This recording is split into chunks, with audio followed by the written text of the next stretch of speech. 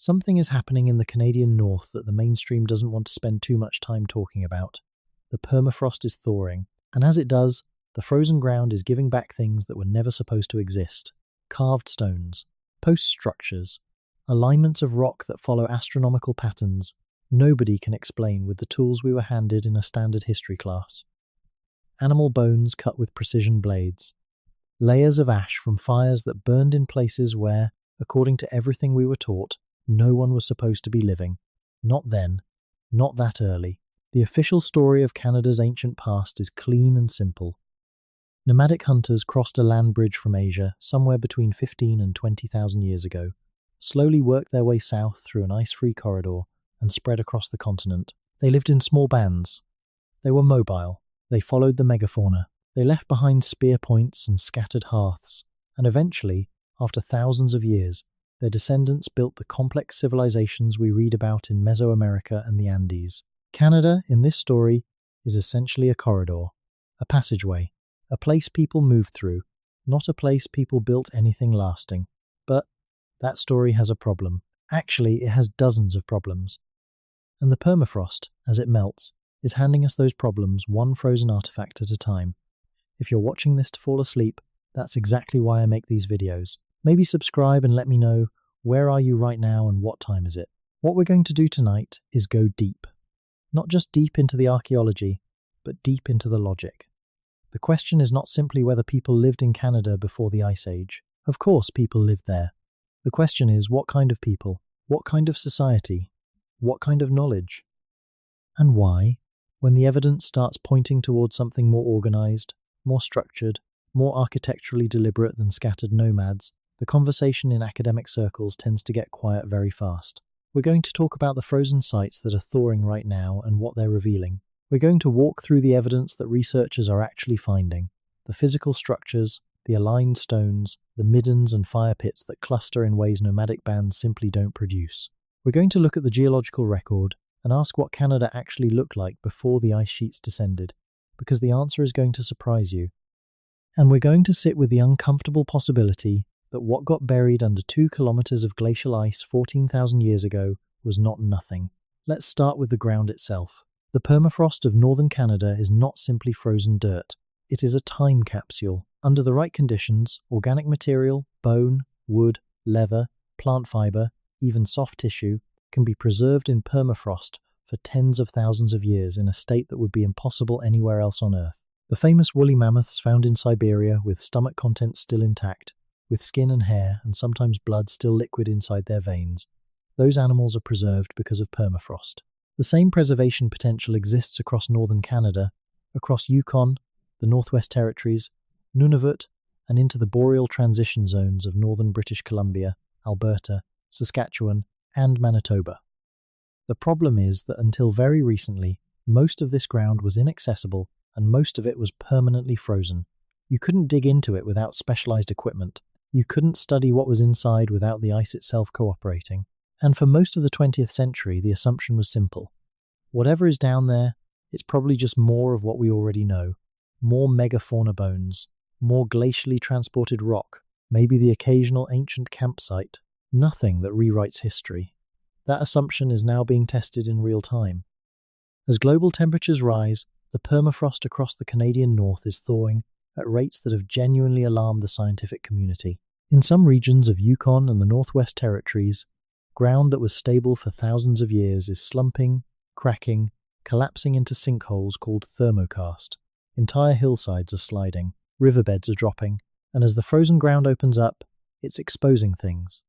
In 2016, placer miners working a creek system in the Klondike region of Yukon pulled up something that stopped them cold. It was a fragment of bone, clearly worked, clearly shaped by something other than natural erosion. The cut marks on it were deliberate. The bone itself came from a layer of frozen silt that geological analysis dated to approximately 24,000 years ago. That's roughly 10,000 years before the earliest widely accepted date for human presence in the Yukon. That find didn't make major headlines. It was studied quietly. It was debated in small journals. The consensus that formed around it was cautious, suggesting perhaps a natural explanation for the cut marks, perhaps a rare anomaly in the dating. But the miners kept working and kept finding things. and the things they found kept coming from layers that were too old, according to the accepted timeline, to contain evidence of human activity. This is not an isolated story. Across Yukon, in the Old Crow Basin, researchers have been finding what appear to be modified bones and possible tools for decades. The Old Crow Flat site was, for a long time, considered one of the most significant potential pre-Clovis sites in North America. The finds there included bone tools, including what appeared to be a flesher made from a caribou bone that was radiocarbon dated to 27,000 years old. That date was later challenged. Alternative explanations were proposed. The find was essentially deprioritized, but the bone itself, with its deliberately shaped working edge and its distinctive pattern of use wear, didn't stop being what it was just because the dating became controversial. Old Crow Flats didn't disappear from the record. It just got quiet. That's a pattern we're going to see a lot in this story. Now, before we get into the specific sites and what they're revealing, we need to spend some time understanding what Canada actually looked like before the ice, because this is where the conventional picture gets genuinely strange, and where the seeds of this entire mystery start to make sense. Approximately 100,000 years ago, during the last interglacial period, Canada's climate was dramatically different from what it became at the peak of the last ice age, around 20,000 years ago. The interglacial, which geologists call the Sangomanian in North America, produced conditions that were in many regions warmer than today. Sea levels were higher. Forests extended further north. The interior of the continent, the regions that would later be buried under the Laurentide ice sheet, was a complex mosaic of ecosystems: grasslands, boreal forest, river systems fed by snowmelt and rainfall patterns that no longer exist in the same configuration. The critical point is this: the areas of Canada that would later become the most deeply buried under ice, the areas around Hudson Bay, the Canadian Shield, the Great Lakes Basin, were, during the interglacial, genuinely hospitable, warm enough for complex animal communities, warm enough for plant food sources, warm enough, in short, for people. The ice didn't descend all at once. The transition from the Sangomanian interglacial into the full glacial period of the Wisconsin glaciation was a process that unfolded over tens of thousands of years. There were periods of advance and retreat. There were refugia, ice-free pockets where life continued even as the glaciers expanded. And there were, critically, periods during the early Wisconsin glaciation when large parts of what is now Canada remained accessible and even relatively productive for human populations. The question that researchers working in this space keep returning to is simple. If the continent was this rich in the interglacial and early glacial periods, why would it have been empty of people? The official answer is that humans hadn't arrived yet. The standard model says humans crossed the Bering Land Bridge from Siberia into Alaska and then into the rest of the Americas, no earlier than around 15 to 17,000 years ago, with the first definitive archaeological signatures appearing in the form of Clovis culture technology around 13,000 years ago. But that standard model has been cracking for 30 years. And in Canada specifically, the cracks are getting very large. Let's talk about what's actually coming out of the ground. In the spring of 2022, researchers working along a rapidly eroding riverbank in the Dawson City region of Yukon documented something that caused significant discussion at their institution.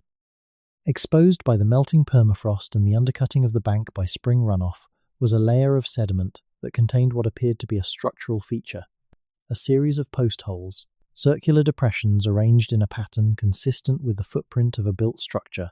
The sediment layer containing these features was analyzed using optically stimulated luminescence dating, a technique that measures when mineral grains were last exposed to light, and the results suggested the sediment had been buried and undisturbed for somewhere between 40 and 60,000 years. 40 to 60,000 years ago. That's not a number that fits anywhere in the accepted timeline of human presence in the Americas. Not even close. The researchers were careful. They published their preliminary findings with extensive caveats. They noted that natural processes can sometimes produce features that superficially resemble post holes. They were open about the challenges of interpreting structural evidence in freeze-thaw environments where frost heave and ground ice can create misleading patterns. They called for further study. But here is what they did not say. They did not say the features were definitely natural. They did not say the pattern was definitely random. They documented what they found, and what they found was a pattern of depressions in a configuration that, in any other context, on any other continent, in any other time period, would immediately be interpreted as evidence of human construction. the site hasn't been widely reported outside of specialist circles. That's partly because the implications are so far outside the accepted framework that engaging with them publicly would invite a level of scrutiny most researchers working in funded university positions aren't eager to take on. But the documentation exists. The samples are in the lab, the results are what they are, and this is only one site. Along the southern edge of Banks Island in the Northwest Territories, a different kind of discovery has been building quietly for several years. Banks Island is a large island in the Arctic archipelago, above the Arctic Circle, and it's been undergoing dramatic landscape changes as permafrost thaw accelerates. Researchers from the University of Victoria conducting a survey of the island's rapidly changing coastline in 2019 reported finding what they described as anomalous stone arrangements along several exposed cliff faces. The stones in question were basalt, a rock type found in the island's geology, but they were arranged in linear patterns and in some cases in apparent circles that didn't fit any natural deposition model the team could identify. More interesting was the location. The arrangements were found on exposed ledges and flat areas that would, during the period of maximum glaciation, have been either buried under ice or sitting just at the ice margin. But during the interglacial period, roughly 100 to 80,000 years ago, these same locations would have been open tundra adjacent to productive coastal zones. If you were looking for a place to build something permanent on Banks Island in the interglacial, you would choose exactly the kinds of exposed, stable, south-facing ledges where these stone arrangements were found. No formal excavation has been conducted at these locations. They were documented photographically and with GPS coordinates, and the report containing the initial survey findings is sitting in a government database, waiting for follow-up funding that may or may not come. The stones are still there. The permafrost around them continues to thaw, and every year, a little more of whatever context surrounds them erodes away. This is a problem that runs through almost everything we're going to discuss tonight. The permafrost is thawing faster than the archaeological community can respond to it. Sites that were safely frozen for 50,000 years are now being exposed to weathering, erosion, and human disturbance for the first time in geological memory. And the institutional machinery for responding to this, the funding, the research teams, the excavation protocols, the peer review processes that would allow findings to be formally documented and debated, moves far more slowly than the ice is melting. We are losing the evidence before we've even had the chance to study it. Let's step back and think about the geological logic of what we're dealing with. The Laurentide ice sheet, which covered most of Canada at its maximum extent around 20,000 years ago, was one of the largest ice masses in Earth's history. At its peak, it was roughly 3 kilometers thick over Hudson Bay. 3 kilometers. The pressure exerted by ice of that thickness on the bedrock below is almost incomprehensible. It literally depressed the continent. The land surface under the ice sank under the weight. We can still measure the rebound. The land in the Hudson Bay region is still rising today, rebounding from the removal of that ice load at rates of several millimeters per year in a process called glacial isostatic adjustment. Now think about what 3 kilometers of ice would do to any human construction underneath it. Stone alignments, earthworks, post structures, middens, hearths, all of it would be crushed, scoured, transported, and redistributed by the grinding movement of a continental ice sheet. The preservation of any built environment from before the glaciation would require either being outside the ice margin, which means being in the unglaciated regions of Yukon and the western Arctic where the ice never reached its maximum extent, or being preserved in a way that somehow survived the glacial overriding. The first category, the unglaciated western refugia, is where most of the genuinely anomalous pre-Clovis evidence is coming from. The Yukon, the western Arctic coast, Haida Gwaii, the North Pacific coast, these regions were either entirely ice-free or contained significant ice-free pockets throughout the glaciation. And these are exactly the regions where the most disturbing pre-Clovis evidence is accumulating. The second category, survival under the ice, is where the really strange material starts to appear. Because while the movement of the Laurentide ice sheet was enormously destructive, it was not uniformly so. At its edges, at the margins, and in sheltered valleys and basins, the ice could be relatively static for long periods. Freeze-thaw dynamics at the base of the glacier created localized conditions where material could be entrained within the ice rather than crushed beneath it. And when that entrained material melts out at the ice margin, it can be deposited in patterns that preserve something of its original spatial relationships. This is speculative in terms of application to pre-human structures, but it is not speculative in terms of process. We know this happens with organic material. We know it happens with sediment packages. The question of whether it could preserve spatial relationships within larger features is genuinely open. What is not speculative is what's happening along the southern margins of former glaciation right now. In northern Ontario, along the shores of Hudson Bay and James Bay, the ongoing isostatic rebound is lifting land that was submerged under glacial meltwater lakes immediately after the ice retreated. As this land surfaces, it's revealing paleo shorelines, old beach ridges, and sediment packages that have been underwater since the deglaciation. Some of this material, examined by researchers looking for post-glacial evidence of early human settlement in the region, has contained anomalies that are generating quiet but significant discussion. One study published in a minor journal in 2020 documented what the authors described as possible cultural features in exposed sediment sequences along the western James Bay coast. The features included what appeared to be a pattern of fire-cracked rock, a type of evidence associated with human hearth use, distributed across an area of roughly 400 square meters in a configuration inconsistent with natural causes. The dating of the sediment layer containing these features suggested deposition approximately 11,000 years ago, which would place them immediately after the retreat of the ice in this region and make them among the earliest evidence of human presence in Ontario. That's not particularly revolutionary on its face. 11,000 years ago is within the accepted range of early North American human presence. But what made the study notable was the interpretation of the spatial pattern. The fire-cracked rock wasn't scattered randomly. It was arranged in clusters, with the clusters showing a distribution consistent with multiple structures arranged in relationship to each other. Not a single campsite, not a hunting stop, a pattern that suggested something more organized. The study was cautious. The authors were careful to note the limitations of working with secondary sediment deposits where transportation and redeposition could create misleading patterns.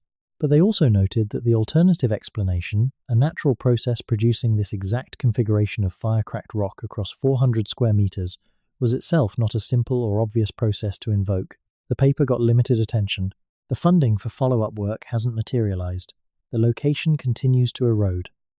Let's talk about what Canada looked like before the Ice Age at a finer scale, because this is where the story gets genuinely extraordinary. The last interglacial period, the Sangomanian, lasted from approximately 130,000 years ago to approximately 115,000 years ago. During this period, global temperatures were roughly 1 to 2 degrees Celsius warmer than the pre-industrial baseline. Sea levels were 6 to 9 meters higher than today. And the interior of North America, including what is now the Canadian prairies, the Great Lakes Basin, and the southern portions of the Canadian Shield, was dramatically different from what it became during the glaciation. The Hudson Bay region, during the Sangomanian, was a diverse landscape of boreal forest, wetland, and open grassland, fed by a climate wetter and warmer than today. The Great Lakes didn't exist in their current form because the lake basins were dry land or filled with earlier, differently configured water bodies. The forests of southern Ontario and Quebec extended much further north than they do today. The river systems draining the interior were different, flowing through valleys that are now either buried or completely scoured away. This was a landscape capable of supporting large mammal communities: mastodons, giant beavers, ground sloths, horses, camels, all documented in North American Pleistocene fossil records. A landscape with diverse plant resources. A landscape, in other words, that was ecologically rich enough to support human populations at hunter-gatherer densities of the kind we document on other continents during similar periods. Here is the question that the standard model doesn't really engage with. If human populations had been in North America during the interglacial or the early Wisconsin glaciation, what would happen to the evidence when the ice came? The answer, when you think it through, is exactly what we would expect to find: almost nothing. The ice would grind down, transport, and redistribute the physical traces of human occupation across the entirety of the glaciated territory. Stone tools would be incorporated into glacial till and transported hundreds of kilometers from their original locations. Wooden structures would be compressed and organically destroyed. Earthworks would be bulldozed by glacial advance. Middens and hearths would be scattered or buried under meters of glacial sediment. The only places where evidence could plausibly survive are the unglaciated refugia and the zones at the extreme edges of glaciation where ice dynamics were different. And those are exactly the zones where the anomalous evidence is coming from. In the Yukon, the lack of glaciation over much of the territory during the last ice age created a situation where the landscape was, in a sense, paused. The territory sat outside the ice margin, covered by tundra and steppe, maintaining a cold but biologically productive environment throughout the glaciation. Animals survived there, plants survived there, and, if we take the accumulating evidence seriously, something else survived there too. The Bluefish Cave site in the northern Yukon has been one of the most contentious archaeological sites in North America for decades. The caves, a series of small limestone solution cavities in a bluff above the Bluefish River, were excavated in the 1980s by archaeologist Jacques Cinq-Mars, who found what he believed were bone tools and deliberately modified animal bones in association with dating results, suggesting human presence as far back as 24,000 years ago. Cinq-Mars spent years trying to get the archaeological community to take his findings seriously. He was largely unsuccessful. The Clovis first paradigm was dominant, and the idea of humans in the Yukon 24,000 years ago simply didn't fit the accepted model. His findings were questioned, reanalyzed, and effectively set aside for decades. Then, in 2017, a team of researchers took a fresh look at the Bluefish Cave's material using modern analytical techniques. They examined nearly 40,000 bones from the site. Of these, they identified 15 specimens with cut marks consistent with butchering by stone tools. The cut mark patterns were definitive. Natural taphonomic processes don't produce the same signature as deliberate butchering, and the dating on these bones placed the earliest evidence of human modification at the site at approximately 24,000 years ago. The 2017 reanalysis published in PLOS One didn't just support Cinq-Mars's original interpretation, it extended and strengthened it. The paper received significant coverage in the science press. It was treated as a major finding, and then, gradually, it faded from the public discussion while the academic debate about its implications continues in specialist literature. 24,000 years ago, in the Yukon, that's the date we're working with. And that's before we start getting into the material that's currently coming out of the thawing permafrost, which in some cases is producing dates that make Bluefish Caves look conservative. Let's spend some time on the logic of what a pre-Ice Age Canadian civilization would actually look like, because this is where we need to be careful, and where the distinction between what we know and what we're inferring becomes critical. Nobody serious is claiming that the evidence currently available proves the existence of cities in pre-Ice Age Canada, in the sense of urban centres with thousands of inhabitants, monumental architecture, and complex bureaucratic organisation. That's not what the evidence supports right now. But that's also not really what we mean when we talk about organised human society in this context.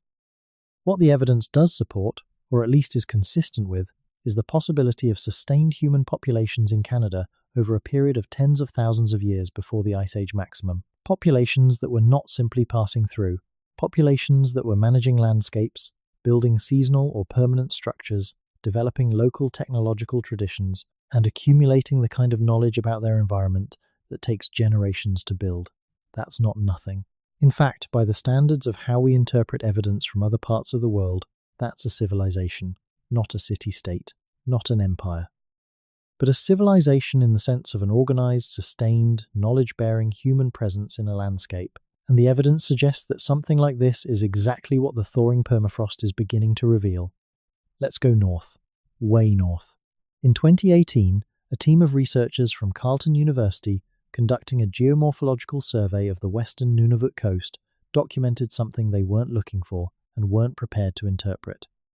Along a series of exposed coastal bluffs on the Boothia Peninsula, the thawing permafrost had revealed what appeared to be a layer of anthropogenic material, which is a scientific way of saying material that looked like it was modified by people, embedded in a sediment sequence dating to approximately 30,000 years ago. The material included small fragments of what might be charcoal, associated with what the researchers cautiously described as possibly culturally modified lithic fragments. Small pieces of stone with what looked like deliberate flaking. The layer was thin. The material was fragmentary, and the researchers were explicit about the difficulty of distinguishing between deliberate napping and natural geofact formation in glacially influenced environments. But here's what they noted in their report, which circulated among specialists but never got a wider audience.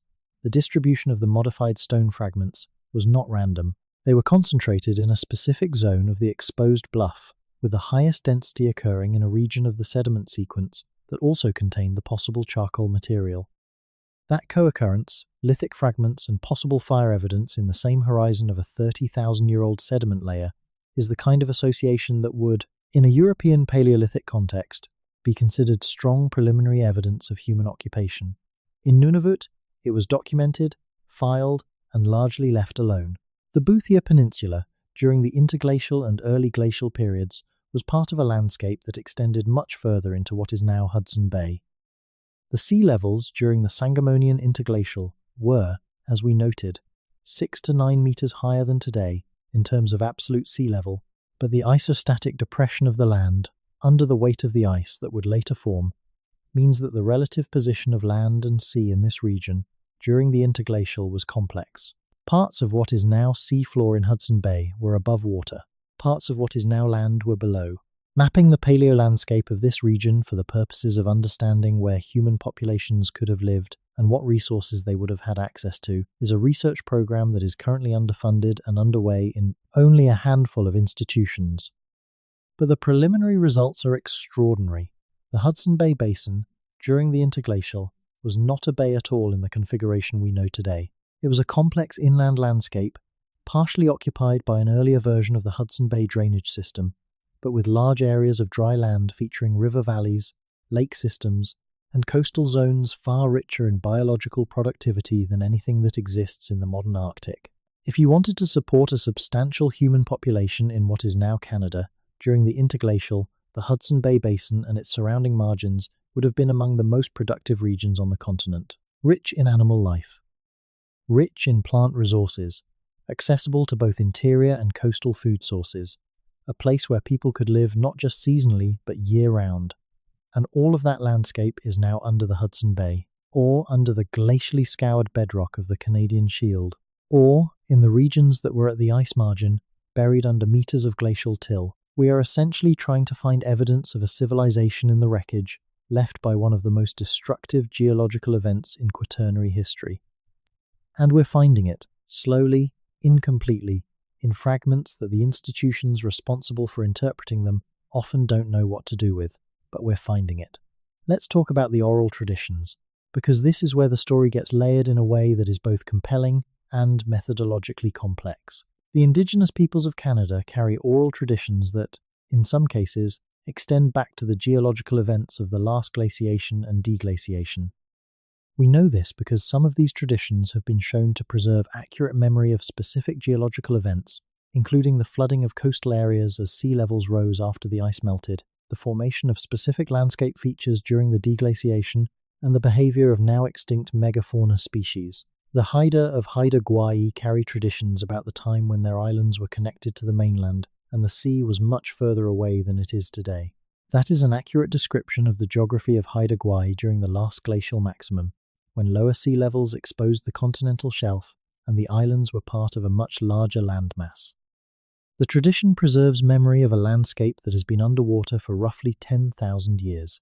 The Hailtsuk Nation of British Columbia carry traditions about their ancestors' deep and continuous relationship with the central coast of BC, going back to a time before the ice. Those traditions describe specific places and landscape features that have been confirmed by archaeological investigation as genuinely ancient, including the Triquet Island site, where excavations beginning in 2017 revealed evidence of continuous human occupation going back approximately 14,000 years, through the period of maximum glaciation and into a pre-glacial period. 14,000 years of continuous occupation at a single location on the BC coast. That's not a group of nomadic hunters passing through. That's a community, or a series of communities, with deep roots in a specific landscape. Communities that knew the tides, the seasonal runs, the rock formations, the weather patterns well enough to survive the most dramatic climate event in recent geological history. The Hailtsuk traditions knew this. The traditions describe this place as an ancient home. The archaeology confirmed it. What this tells us is not just that Indigenous oral traditions preserve geological memory, though they do. It tells us that the relationship between the peoples of Canada and the land goes back much further than the standard model allows, and that the traditions themselves are data. They are not simply mythology. They are, in many cases, the accumulated record of an observation program that has been running for longer than written history anywhere on Earth. And some of those traditions describe things that, if taken seriously as historical data rather than dismissed as mythology, are deeply interesting from the perspective of what we might find as the permafrost continues to thaw. The Dene peoples of the Yukon and Northwest Territories carry traditions about a time when the land was different, when the rivers ran in different directions, when the mountains were in different relationships to the sun. These traditions describe specific geological transitions that are consistent with the major landscape changes that occurred during the deglaciation. But some of the Dene traditions also describe built places. Places that were constructed, that had form and function, that served as gathering points, ceremonial centers, places of learning, places that no longer exist in the landscape as the traditions describe them. The standard interpretation of these traditions is that they are recent enough to be referring to relatively recent structures, perhaps the last few thousand years. But some researchers who have looked carefully at the geological references embedded in the traditions have argued that the landscape descriptions place some of these accounts much further back, into periods before the deglaciation began. This is speculative. It requires taking oral traditions seriously as historical evidence, which is methodologically legitimate, but requires careful handling. But when you put those traditions alongside the physical evidence coming out of the permafrost, the picture that emerges is not random. It is coherent. It is the picture of a landscape that was lived in, known, and remembered. Let's talk about something that rarely comes up in discussions of pre-Columbian North America: astronomical knowledge. One of the most striking features of the built environments we know about from ancient cultures around the world is their consistent incorporation of astronomical alignments. Stonehenge, the pyramids at Giza, the temples of Mesoamerica, the medicine wheels of the Great Plains of North America. All of these structures encode relationships between the built environment and the movements of the sun, moon, and stars. The medicine wheels of the Canadian and American plains are particularly interesting in this context, because they represent a form of architectural astronomical encoding that is clearly indigenous to North America, clearly ancient in some cases, and clearly the product of sustained, sophisticated observation of celestial cycles. The most famous medicine wheel is the Bighorn Medicine Wheel in Wyoming, but there are dozens of others across Alberta, Saskatchewan, and Montana. The Majorville Medicine Wheel in Alberta is one of the oldest. Its central cairn has been dated to approximately 4,500 years ago, with the wheel itself potentially extending back 5,000 years or more. But the astronomical alignments it encodes, alignments to the rising and setting positions of specific stars and to the solstice positions of the sun, suggest an observational tradition that must have been established long before the wheel was built. You don't arrive at those alignments by accident. You arrive at them through generations of systematic observation and the accumulation of knowledge that is then encoded in a physical structure. The knowledge behind the Majorville Medicine Wheel is older than the wheel. The question is, how much older? Now here is where things get interesting in the context of our larger story. If there were populations in what is now Canada during the interglacial and early glacial periods, populations with the kind of sustained, organized presence suggested by the anomalous archaeological evidence, those populations would have had tens of thousands of years to develop exactly the kind of sophisticated astronomical knowledge that the medicine wheels encode. And the tradition of astronomical encoding in stone, the practice of building structures that mark celestial events, would be exactly the kind of knowledge that could survive the disruption of the glaciation through oral tradition and through the re-establishment of that tradition in built form once conditions allowed. The medicine wheels might not be the origin of the astronomical tradition. They might be the re-encoding of a much older tradition, rebuilt in stone on the newly exposed post-glacial landscape by peoples who carried that knowledge through the Ice Age in the form of oral tradition, ceremony, and observational practice. This is a hypothesis, but it is a hypothesis that is consistent with both the archaeological evidence and with what we know about how knowledge is transmitted in oral cultures. And it is a hypothesis that the thawing permafrost is in a position to test, because if this tradition of astronomical knowledge and built astronomical features predates the Ice Age in Canada, then the permafrost of the unglaciated Yukon and the Western Arctic may contain physical evidence of astronomical structures from before the glaciation. And some researchers think they're already finding hints of exactly that. In the Old Crow Basin, where the Bluefish Caves material established pre-Clovis human presence, there are several locations where rock outcrops show arrangements that have been described, carefully and with appropriate uncertainty, as possibly intentional. The arrangements involve the consistent orientation of tabular rock fragments in relationship to the horizon positions of celestial bodies at specific times of year. The orientations are not obviously natural. Frost heave, the dominant natural process for moving rocks in permafrost environments, does not produce consistent directional orientation. Wind action produces alignment parallel to prevailing winds, which in the Old Crow Basin runs in a different direction from the orientations observed. The researchers who documented these features, in a report circulated among a small group of specialists but never formally published, noted that they were unwilling to make a definitive claim about intentionality, but they also noted that they had no natural explanation for the pattern. They called for further study. The further study has not happened. Let's talk about water. One of the defining features of any organized human settlement, anywhere in the world, at any time period, is its relationship to water. People need fresh water. But they also use water for transportation, for food procurement, for ceremonial purposes. The relationship between a human community and its nearest river or lake system is fundamental. And the traces of that relationship, the modifications to riverbanks, the creation of fish weirs and traps, the deliberate management of wetland resources are often among the most durable and detectable evidence of human presence in a landscape. In Canada's thawing permafrost, there are several instances where researchers have documented what appear to be modifications to ancient river systems and lake shores that are anomalous in the context of the accepted timeline of human arrival. Along the Peel River system in the northern Yukon, survey work conducted in 2021 documented what appeared to be a series of deliberately constructed stone features along a now-buried Pleistocene riverbank. The features were exposed by a combination of permafrost thaw and active riverbank erosion. They included what appeared to be alignments of river cobbles, arranged in a pattern inconsistent with natural river deposition, and a series of more complex features that the survey team's report described as possibly representing the remains of fish trapping infrastructure. Fish weirs and traps are among the most important technologies for any community living in a northern environment. They allow the efficient harvest of fish during seasonal runs, producing the kind of food surplus that supports community growth and stability. They are also, when built in stone, remarkably durable. Stone fish weirs have been documented in the archaeological record across the northern world, and some of them are very old indeed. The Peel River features were dated, using sediment analysis, to somewhere between 15 and 30,000 years ago. That's a wide window. But even at the younger end of that window, 15,000 years ago, you have structured aquatic resource management infrastructure that predates the Clovis horizon. And at the older end, 30,000 years ago, you have something that the standard model simply doesn't accommodate. The survey report was filed with the Yukon Heritage Branch. It has not been followed up with formal excavation. The site continues to erode. Now let's address the question that a careful listener will have been building toward for a while now. Why does this keep happening? Why are sites found and not followed up? Why are anomalous findings filed away and not pursued? Why does the institutional machinery of Canadian archaeology keep failing to engage seriously with the evidence that is accumulating in the permafrost? The answer is not a conspiracy.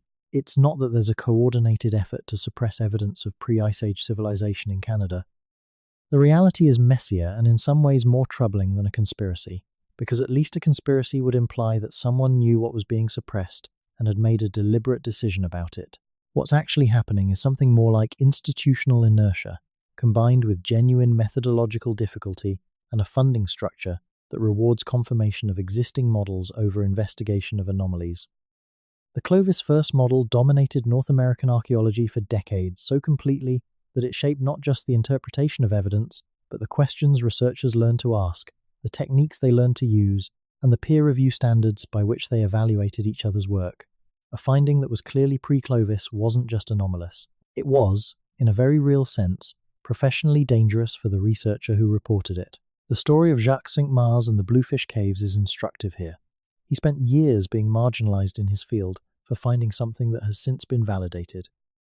That kind of career consequence shapes what questions get asked and how urgently anomalies get pursued. The methodological difficulty is real too. Working in permafrost environments is genuinely hard. The same freeze-thaw dynamics that preserve organic material over tens of thousands of years also create natural processes that can mimic the signatures of human activity. Frost heave moves rocks. Ice wedge formation creates linear features in the ground. Seasonal freeze-thaw cycles create patterns in sediment deposition that can superficially resemble cultural features. Distinguishing genuine evidence of human activity from these natural processes requires expertise, time, and equipment that is not always available to the teams doing preliminary survey work. And then there's the funding structure. Archaeological fieldwork in northern Canada is expensive. The logistics are formidable. The field seasons are short. Funding for northern archaeology comes primarily from government agencies and from university research programs, both of which allocate resources through competitive processes that favor projects with clearly defined questions, strong preliminary evidence, and a high probability of producing publishable results within the funding period. A survey team that finds something anomalous and reports that they need several more seasons of intensive excavation to determine whether it's genuinely cultural often doesn't get those seasons, because the funding committees can't be sure the investment will produce results. So the pattern repeats. Something anomalous is found. It's documented inadequately because the resources for adequate documentation aren't available. A preliminary report is written that is appropriately cautious about the interpretation. The site continues to erode, the follow-up funding isn't allocated, the opportunity passes, and the permafrost keeps thawing. There is, however, a growing movement within Canadian archaeology to change this. A number of researchers, particularly younger scholars, who came into the field after the Clovis paradigm, had already been significantly weakened by sites like Monteverde in Chile and by the growing body of pre-Clovis evidence from coastal sites, are pushing for a more systematic and adequately resourced approach to investigating the anomalous findings that are accumulating in the permafrost record. Several universities have begun collaborative programs with Indigenous communities in the Yukon and Northwest Territories that approach northern archaeology differently. Rather than working within the standard model and treating anomalies as problems to be explained away, these programs treat Indigenous oral traditions as historical evidence and use them to guide survey work toward locations where the traditions suggest significant human activity in the deep past. The results of this approach are only beginning to come in, but they are suggestive. One program operating in partnership with a First Nation in the southern Yukon has, over the past 3 field seasons, identified 17 locations within a traditional territory that the community's oral traditions associate with ancient places of gathering and significance. Of these 17 locations, 11 have produced archaeological material on preliminary survey, and 4 have produced material with dating results that fall outside the accepted pre-Clovis window. That's a remarkable hit rate, and it suggests that the oral traditions, when taken seriously as a guide to where to look, are pointing researchers toward real places with real evidence. The problem is still resources and time. 4 pre-Clovis sites within a single traditional territory, all in various states of active erosion from permafrost thaw, represent an extraordinary research opportunity. They also represent an extraordinary logistical challenge that a small collaborative program with limited funding cannot fully meet. But the work is happening, and the results are changing the conversation in ways that are slow but real. Let's move to the coast, because the evidence from Canada's coastal zones adds a crucial dimension to this story. The current scientific understanding of the first peopling of the Americas has shifted dramatically over the past 15 years toward what is called the coastal migration model. Rather than the original picture of hunters walking through an interior ice-free corridor, the emerging consensus is that the first Americans were primarily coastal people who traveled by boat down the Pacific coast of North America during the last glacial maximum, following the productive kelp forest and coastal ecosystem zone that ran from Beringia all the way to South America. This model is supported by the growing body of evidence from coastal sites in North America, including the Trique Island site in British Columbia that we mentioned earlier, by the genetic evidence showing early coastal migration signatures in the genomes of indigenous peoples across the Americas, and by the oceanographic evidence for the distribution of the kelp forest ecosystem during the last glacial maximum. But here's what this model implies for our question about pre-Ice Age civilization in Canada. If people were travelling the coast of British Columbia 14,000 years ago by boat, that means they had a maritime technology and a maritime culture. They weren't inventing boats on the coast of BC. They were using technologies they had developed elsewhere over a long period of time. Maritime culture, the knowledge of tides and currents and coastal navigation, the technology of boat building, the ecological knowledge of marine resources, doesn't arise overnight. It develops over generations of living in coastal environments and building expertise in ocean travel. Where did that expertise come from? Where was it developed? The answer that the coastal migration model implies, but doesn't always explicitly state, is that it was developed in the unglaciated coastal refugia that existed along the Pacific coast of what is now Canada and the United States. During the glacial maximum, in the ice-free pockets between glaciers that extended to the sea in some places but left coastal enclaves accessible in others. In the productive coastal zones of Haida Gwaii and the western coast of Vancouver Island. In the kelp forest, environments that remained productive even during the coldest periods of the glaciation. People were living on Canada's Pacific coast throughout the glaciation, maintaining and developing a maritime culture that made the coastal migration southward possible. The Triquet Island site proves this for the period around 14,000 years ago. The oral traditions of coastal First Nations extend this further back, and some of the physical evidence is starting to extend it further back still. The continental shelf along the BC coast, the zone of relatively shallow seafloor between the coastline and the deep ocean, was exposed as dry land during the low sea levels of the last glacial maximum. The extent of this exposed shelf varied along the coast, but in some areas it added hundreds of square kilometers of land area to what is now the continental island system of BC. This land, now submerged under water that rose as the glaciers melted, is a potential repository for evidence of human occupation during the glaciation. Marine archaeological surveys of the BC continental shelf, conducted by teams from the University of Victoria and Simon Fraser University, have documented underwater features at several locations that warrant further investigation. Some of these features, in water depths corresponding to sea levels during the last glacial maximum, appear to include arrangements of rock that are anomalous in their distribution. Clusters of boulders in configurations that don't obviously correspond to natural current patterns or geological processes. The challenge is obvious. Underwater archaeological investigation of the BC continental shelf is expensive, logistically complex, and requires specialized equipment and expertise. The funding hasn't been there, but the technology is improving rapidly, and the interest within the research community is growing. There is a genuine possibility that the BC continental shelf contains the submerged remains of coastal settlements from the last glacial maximum, not cities in any grand sense, but habitation sites, structure remains, aquatic resource management features, the physical evidence of a coastal culture that was sophisticated enough to navigate the North Pacific during one of the most challenging climate periods in recent geological history. And if that's what's on the continental shelf, what's in the unglaciated interior refugia of the Yukon? What's under the thermokarst lakes of the Northwest Territories? What's buried in the sediment sequences of the Old Crow Basin? The questions keep expanding, the evidence keeps accumulating, and the institutional response keeps being inadequate to the scale of what's being found. Let's talk about carbon, specifically about what radiocarbon dating can and cannot tell us about very old archaeological material in permafrost environments. Radiocarbon dating is the workhorse of archaeological chronology.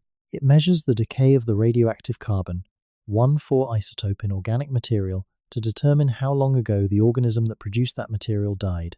It's remarkably powerful and, within its effective range, which extends to roughly 50,000 years ago, remarkably accurate when applied correctly. The complications arise in several contexts that are directly relevant to the permafrost archaeology we've been discussing. First, there's the question of sample contamination.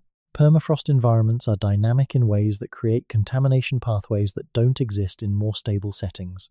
Carbon can move through the frozen ground in dissolved form, carried by water. Old carbon from ancient organic matter can be incorporated into younger materials. Younger carbon from more recent biological activity can infiltrate older sediment packages. Getting a clean, uncontaminated radiocarbon sample from a permafrost deposit requires expertise and careful protocol, and even then it's not always possible to be certain that contamination has been excluded. Second, there's the problem of what's being dated. When you date a bone fragment or a piece of charcoal from a potential cultural context, you're dating the organic material, not necessarily the context. A piece of charcoal in a sediment layer might be contemporary with the deposition of that layer, in which case it dates the context. Or it might be a piece of ancient charcoal that was reworked from an older deposit by natural erosion and redeposited in a younger context. The charcoal date tells you about the charcoal. It doesn't automatically tell you about the event that produced the feature you're interpreting as cultural. These complications don't invalidate radiocarbon dating as a tool, but they mean that the interpretation of dates from complex permafrost deposits requires a level of geological and sedimentological context that field teams don't always have the resources to establish thoroughly. This is part of why the dates coming out of some of the sites we've been discussing are genuinely uncertain. When a date of 30,000 years comes back from a sediment layer containing what appears to be cultural material, the uncertainty isn't just about whether the interpretation of the features as cultural is correct. It's also about whether the date is telling you about the actual age of the cultural event, or about some other process in the complex history of that sediment package. The solution is what geoarchaeologists call a robust chronological framework. Multiple dating techniques applied to multiple samples from multiple stratigraphic positions, cross-checked against each other and against the geological model for the site. Building that kind of framework takes time and resources, and at site after site in the Canadian permafrost, the time and resources aren't there.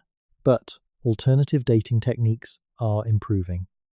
Optically stimulated luminescence, which dates the last time mineral grains were exposed to light, is particularly useful in permafrost contexts because it dates the sediment directly rather than organic material within it. Cosmogenic nuclide dating can establish when rock surfaces were first exposed. Paleomagnetism can provide additional chronological constraints in volcanic sequences. Used in combination, these techniques can build a chronological picture that is more robust than radiocarbon alone. Some of the most interesting recent work in Yukon permafrost archaeology has been using precisely these combinations of techniques.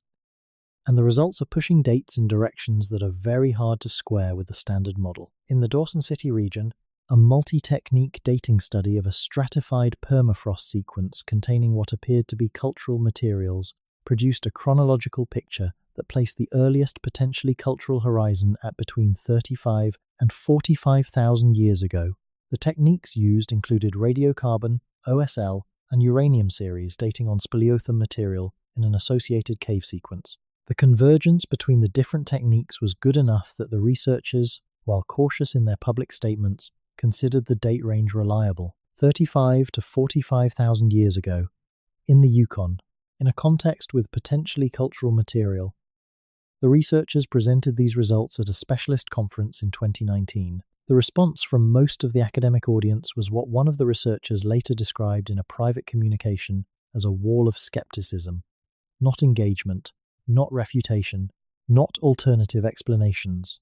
Just skepticism and a sense that the findings were too far outside the expected range to be taken seriously without an enormous burden of additional proof that nobody was prepared to help produce. The findings were published in a specialist journal with a small circulation. They have not entered mainstream archaeological discourse. Let's talk about what all of this means for the idea of pre-Ice Age civilization in Canada. The word civilization carries a lot of conceptual weight. When most people hear it, they think of cities, of writing, of monumental architecture, of the whole complex infrastructure of what we conventionally call urban civilization. And the evidence from the Canadian permafrost, as anomalous and suggestive as it is, does not support the existence of that kind of civilization in pre-Ice Age Canada. But that may be the wrong benchmark entirely. Urban civilization as we know it is a very recent development in human history. For most of the 300,000 years that anatomically modern humans have existed, we have been organized in something different from cities. We have been organized in what anthropologists and archaeologists call complex hunter-gatherer societies. And complex hunter-gatherer societies, despite the name, are not simple. They are not primitive. They are sophisticated, organized, knowledge-bearing human communities that can develop and transmit highly specialized knowledge over many generations, that can build durable infrastructure in the form of fish weirs, landscape management systems, and ceremonial structures, and that can maintain complex social and political relationships across large geographic areas. The Northwest Coast cultures of British Columbia are perhaps the best-known example in a Canadian context. At the time of European contact, the peoples of the BC coast, including the Haida, the Heiltsuk, the Tsimshian, the Kwakwaka'wakw, and others, were organized in complex hierarchical societies with elaborate art traditions, sophisticated oral literatures, complex ceremonial systems, and a marine-based economy that supported population densities rare in hunter-gatherer societies anywhere in the world. They built large, permanent, timber-frame structures. They maintained sophisticated aquaculture systems. They conducted long-distance trade across enormous geographic areas, and they did all of this without agriculture, without cities, and without writing. This is the model for what we might be looking for in pre-Ice Age Canada. Not cities, not pyramids, not a written language, but organized, sophisticated, complex societies living in deep relationship with specific landscapes and carrying specialized knowledge that accumulated over many generations. A society of this kind would leave a specific kind of archaeological signature: persistent habitation at productive locations, evidence of landscape management, structured aquatic resource harvesting, ceremonial or astronomical structures, long-distance exchange of specific materials, curation and specialized treatment of significant objects. And this is exactly the kind of signature that the anomalous evidence from the Canadian permafrost is beginning to suggest. Not everywhere, not definitively, but consistently enough and in enough different locations to constitute a pattern that the thawing permafrost is, site by site, year by year, making it harder and harder to ignore. Let's come back to the present moment and what's happening in the Yukon right now. The thermokarst formations, the slumping hillsides, the retrograde permafrost erosion. These are not abstract geological processes. They are happening at specific locations, observable in real time, producing real consequences for the landscape and for the archaeological record embedded within it. One of the most significant examples is the Slims River Valley retrogressive thaw slump complex in the Kluane region of Yukon. This is an area where the thawing permafrost has produced a series of enormous slumps, some covering multiple hectares, where the ground surface is actively collapsing as the ice within the permafrost melts. The material from these slumps flows downhill as a liquid, soupy mixture of meltwater and sediment, carrying with it whatever was embedded in the frozen ground. Researchers monitoring these slumps have found, within the flowing sediment, material spanning an enormous time range. Modern plant material mixed with Pleistocene-era bone and with sediment packages from various periods throughout the frozen history of the site. Some of this material includes pieces that, in a controlled excavation context, would be considered highly significant: modified bones, fragments of possible worked stone, material that doesn't have obvious natural explanations. The problem is that it's coming out of an active slump. The spatial context, the relationship between different materials that would allow interpretation of stratigraphic position and association, is largely destroyed. You know what was in the frozen ground. You don't know where it was in the frozen ground or what it was associated with. The slumps are, in a sense, destroying the evidence at the same rate that they're revealing it. This is the core tragedy of the permafrost archaeology moment we're in. The melting is happening now.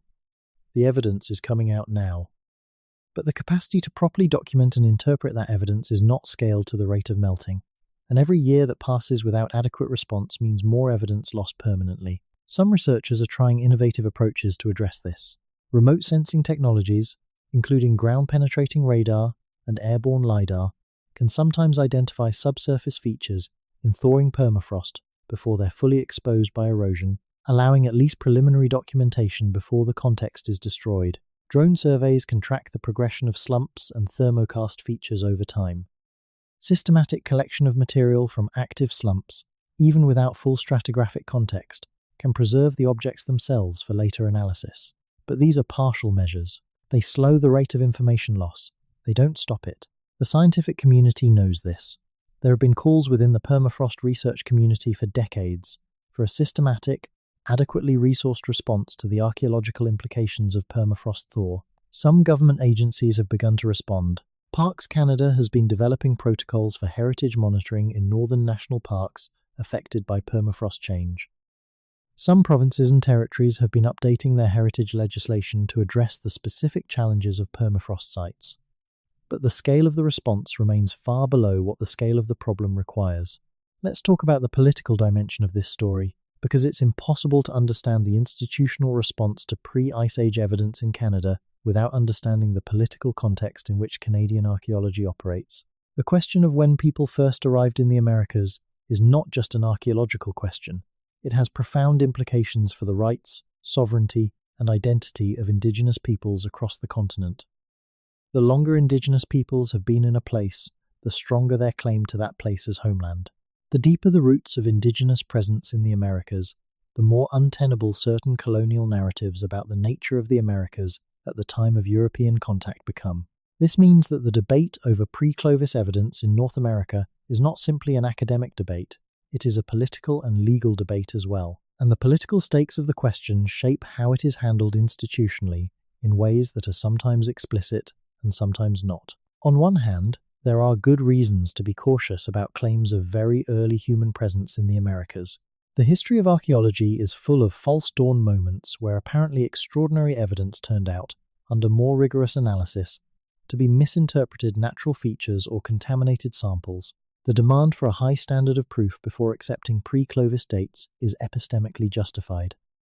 On the other hand, there is a growing recognition within the indigenous scholarly community and among non-indigenous researchers who work in close collaboration with indigenous communities that the standard model of a late arrival, the Clovis first model, was itself developed within a colonial intellectual framework that was not neutral. The model was built on the assumption that the Americas were essentially empty of people until very recently, a framing that served certain political interests. The bar for evidence against this model has, arguably, been set higher than the bar for evidence supporting it. This is not a simple situation, and it's not one that resolves easily. But what it means in practice is that the anomalous evidence coming out of the Canadian permafrost lands in a politically charged context where different actors have different stakes in the outcome, and where the standard processes for evaluating evidence are not politically neutral. The researchers who are most cautiously skeptical of pre-Clovis dates are not necessarily wrong to be cautious. The researchers who are most urgently calling for greater resources to investigate the anomalies are not necessarily engaging in wishful thinking. The indigenous communities who say their oral traditions have always described a deep and continuous relationship with these landscapes are not simply repeating mythology. All of these perspectives have legitimacy, and navigating between them requires intellectual honesty and political awareness that the academic community doesn't always exhibit cleanly. What's clear is that the evidence is real, the permafrost is thawing, the anomalies are accumulating, and the conversation about what they mean needs to happen with more urgency, more resources, and more genuine engagement with the full range of perspectives than it has been getting. Let's go to a different part of Canada entirely. Let's go east. The maritime provinces of eastern Canada, Nova Scotia, New Brunswick, Prince Edward Island, and Newfoundland and Labrador are a different kind of landscape from the Yukon. They were fully glaciated during the last ice age. The Laurentide ice sheet covered them completely, and unlike the western refugia of the Yukon, the maritime landscape offers no obvious refuge for pre-glacial populations. But the maritime provinces have something the Yukon doesn't have, which is an extensive and well-studied rock record that includes documented evidence of pre-Clovis human presence in specific contexts. The Debert site in Nova Scotia, one of the earliest well-documented archaeological sites in the northeastern United States and Canada, has long been recognized as a Clovis age or immediately post-Clovis site, with dates clustering around 10,800 to 10,600 years ago. Debert represents some of the earliest human presence in the maritime region, immediately following the retreat of the ice. But researchers working in the maritime region have been finding hints that the story is more complex than a simple post-glacial colonization. Along the coastal zones of southern Nova Scotia and the Bay of Fundy, the same kind of continental shelf exposure that we discussed in the context of the BC coast applied during the last glacial maximum. The Bay of Fundy, at lowered sea levels, would not have been a bay at all but an inland valley, connected to a much more extensive coastal plain, and the outer continental shelf of Nova Scotia would have been exposed dry land. This paleogeography has led a small group of researchers to suggest that the earliest human populations of eastern Canada may have approached from the south and east, moving along the exposed coastal plain from what is now the submerged continental shelf, rather than arriving from the interior via an ice-free corridor. Under this model, the first maritimers may have been coastal people moving along the paleocoast, reaching the Nova Scotia region before the ice fully retreated from the interior. There are a handful of surface finds from the exposed coastal zones of the Maritimes that are difficult to square with the post-glacial colonization model. Individual artifacts, found out of any datable context, that have technological characteristics suggesting they are older than the Clovis period. These artifacts have been largely dismissed because isolated surface finds can't be reliably dated, and their geological context is usually ambiguous. But several of them have come from specific geological contexts that are geologically constrained in ways that make very young ages implausible, and collectively they suggest that the pre-glacial or periglacial coastal zone of eastern Canada may have had some form of human presence that the conventional model doesn't account for. The Maritimes also have an active tradition of archaeological investigation of shell middens, the accumulated remains of shellfish and other marine resources that represent some of the most archaeologically information-rich sites in coastal environments. The deepest and oldest of these middens in the region date to about 5,000 to 6,000 years ago, but the existence of older midden horizons, now submerged on the continental shelf, is a genuine possibility that has received limited investigation. A few marine archaeologists working in the Bay of Fundy region have proposed systematic survey programs to look for submerged middens and coastal habitation sites on the continental shelf. The funding hasn't materialized. The research programs haven't been established. The opportunity remains. Let's go back north and go deeper into the question of what the evidence actually looks like when you stand in front of it. Because there's a quality to some of what's coming out of the thawing permafrost that doesn't translate well into the careful language of academic reports. A quality that researchers who have seen these things in person describe in ways that are often more direct than what ends up in print. One researcher who has been working in the northern Yukon for more than 20 years, who asked not to be named because of the professional risks involved in speaking publicly about pre-Clovis material, described a location that he had visited multiple times over a period of years as the thaw exposed more of it. The location is a hillside in a region where active thermokarst slumping has been proceeding for several decades.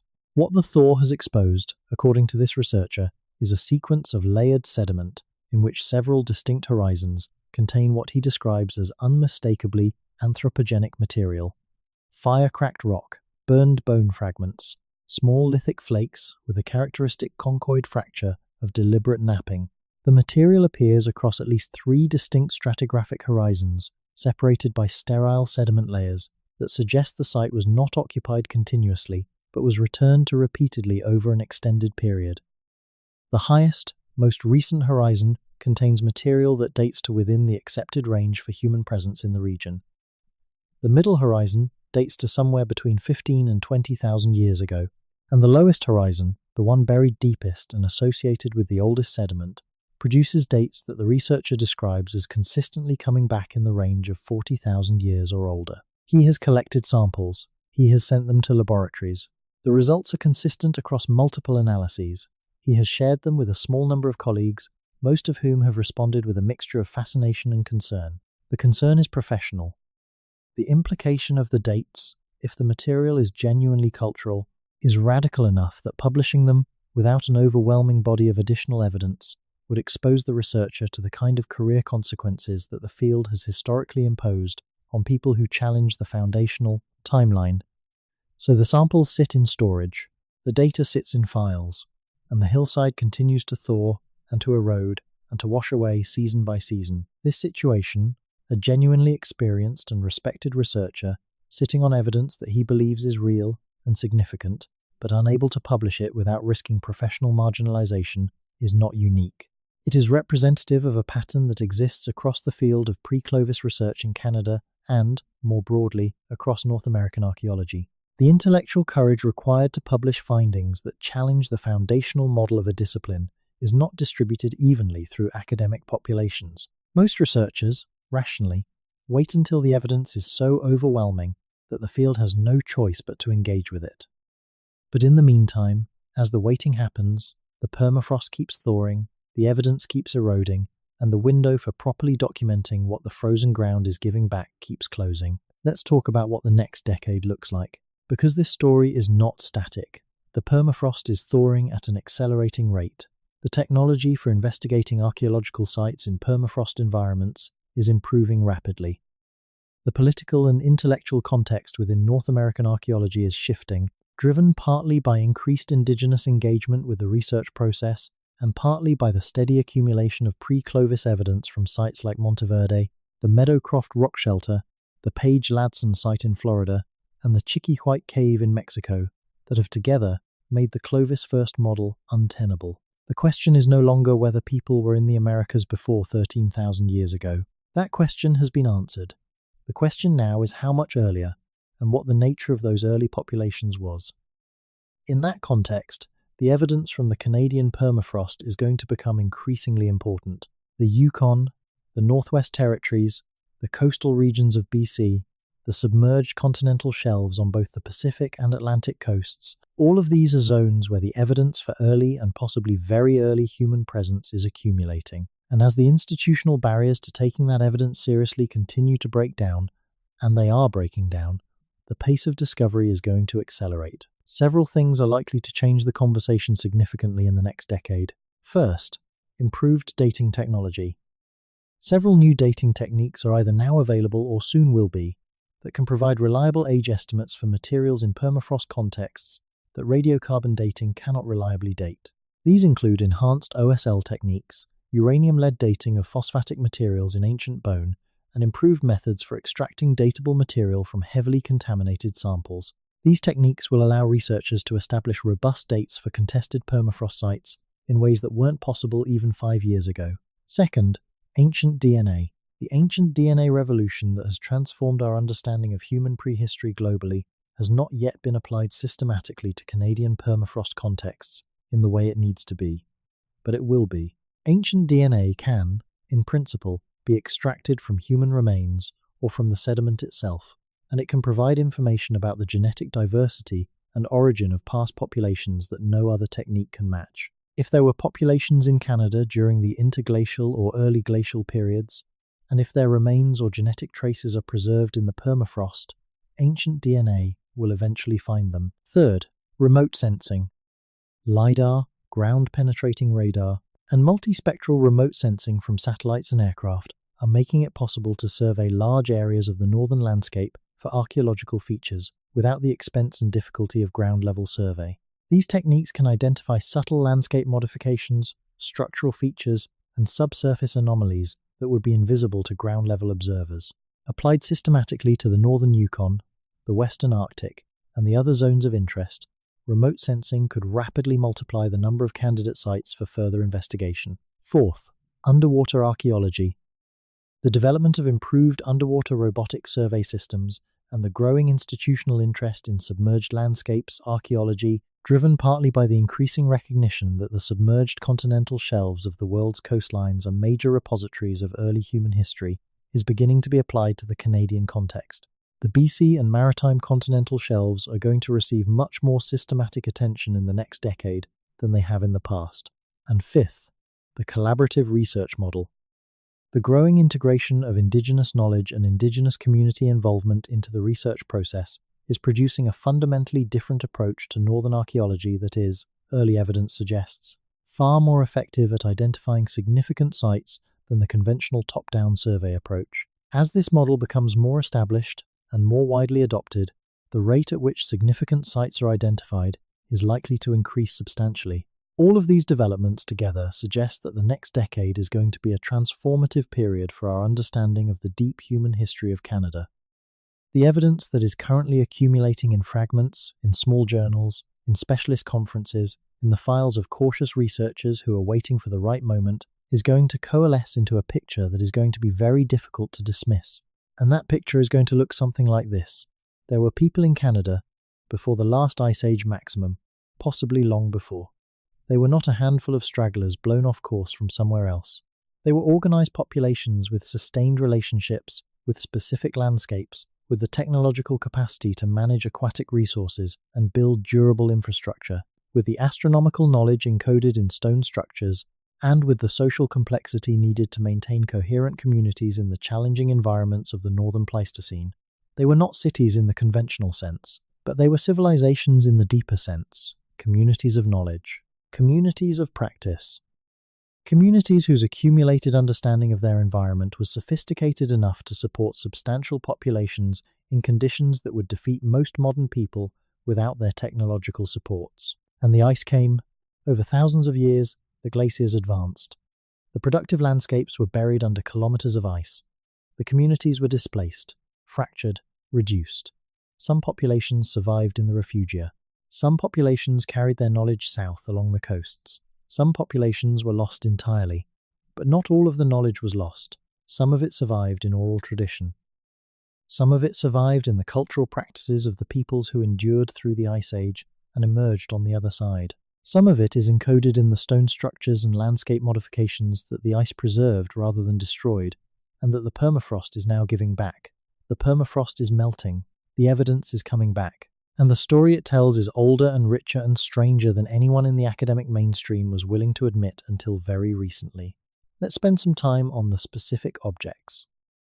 Because in all of this discussion of sites and dates and institutional dynamics, it's easy to lose sight of the actual physical things that are emerging from the frozen ground, the specific artifacts that are making the researchers who see them stop and look twice, and then reach for their cameras. One of the most striking categories of material emerging from Yukon permafrost sites over the past decade is what researchers are calling residue-bearing lithics. These are stone tools, or possible stone tools, that carry microscopic residues on their surfaces: blood protein, plant starch, animal fat, materials that provide evidence of the activities the tools were used for. Residue analysis of stone tools is a standard technique in archaeological contexts worldwide. It allows researchers to determine not just that a stone was worked by humans, but what it was used for: cutting meat, processing plant material, scraping hides, working wood or bone. The residues are often species-specific, meaning analysis can determine what kind of animal or plant was being processed. The problem in permafrost contexts is that residues can be compromised by the freeze-thaw history of the deposit. Some contaminants can produce false positives. Some genuine residues degrade over time even in frozen conditions. But a number of the residue-bearing lithics coming out of Yukon permafrost sites have produced results that are striking in their coherence. Multiple tools from the same horizon at the same site showing consistent residue patterns. Blood proteins from species still present in the regional fauna. Plant starches from species still found in the regional flora. The coherence across multiple specimens from the same context is what makes researchers take the results seriously, because coherent cross-specimen patterns are much harder to explain as contamination artifacts. Some of these residue studies have been conducted on material from contexts that, based on the sediment dating, should be older than the accepted horizon of human presence in the region. The researchers involved in these studies are in the same professional bind as the researcher we described earlier. The results are real, the implications are significant, and the pathway to publishing them without professional risk is narrow. But they exist. The data exists. The residues are on the tools were in the frozen ground, and the frozen ground was old. Let's talk about bone technology. One of the most consistent features of early human presence across the northern world is the modification of bone for use as tools. Bone tools require more sophisticated processing than stone tools. You can't simply knap bone the way you knap flint. Bone has to be split, ground, polished, and shaped using techniques that take practice to master. The presence of well-made bone tools in an archaeological deposit is a strong indicator of established technological tradition rather than opportunistic improvisation. The Bluefish Caves material, as we discussed, includes modified bones consistent with tool production. But other sites in the Yukon and Northwest Territories are also producing bone technology that suggests sustained, skilled human activity. From one site in the Northwest Yukon that has been informally designated by the researchers studying it as Site Gamma, a name that tells you something about their reluctance to give it a formal designation that would invite public scrutiny, a collection of over 30 modified bone pieces has been assembled over 4 field seasons. The pieces include what appear to be awls, points, and scrapers, all made from the bones of large mammals. The working of the bone is skilled. The forms are consistent and recognizable. The modifications are deliberate. The sediment context in which this material was found dates to approximately 20,000 years ago. The researchers studying it consider the association between the bone technology and the sediment context to be solid. The sediment itself has been dated by 3 independent methods with consistent results. 20,000 years ago. Skilled bone technology. In the Northwest Yukon, the researchers have presented this material at one specialist conference, where the response was carefully polite in a way that suggested the audience was not ready to engage with the implications. The material is awaiting analysis by an additional specialist in bone tool technology before the researchers proceed to formal publication. The bone is in a lab in Canada right now, waiting. Let's think about fire. The controlled use of fire is one of the defining characteristics of human presence in any landscape. Fire leaves distinctive signatures in the archaeological record: thermally altered sediment, fire-cracked rock, charcoal from burned wood or bone. And in the right conditions, those signatures are preserved for extraordinary lengths of time.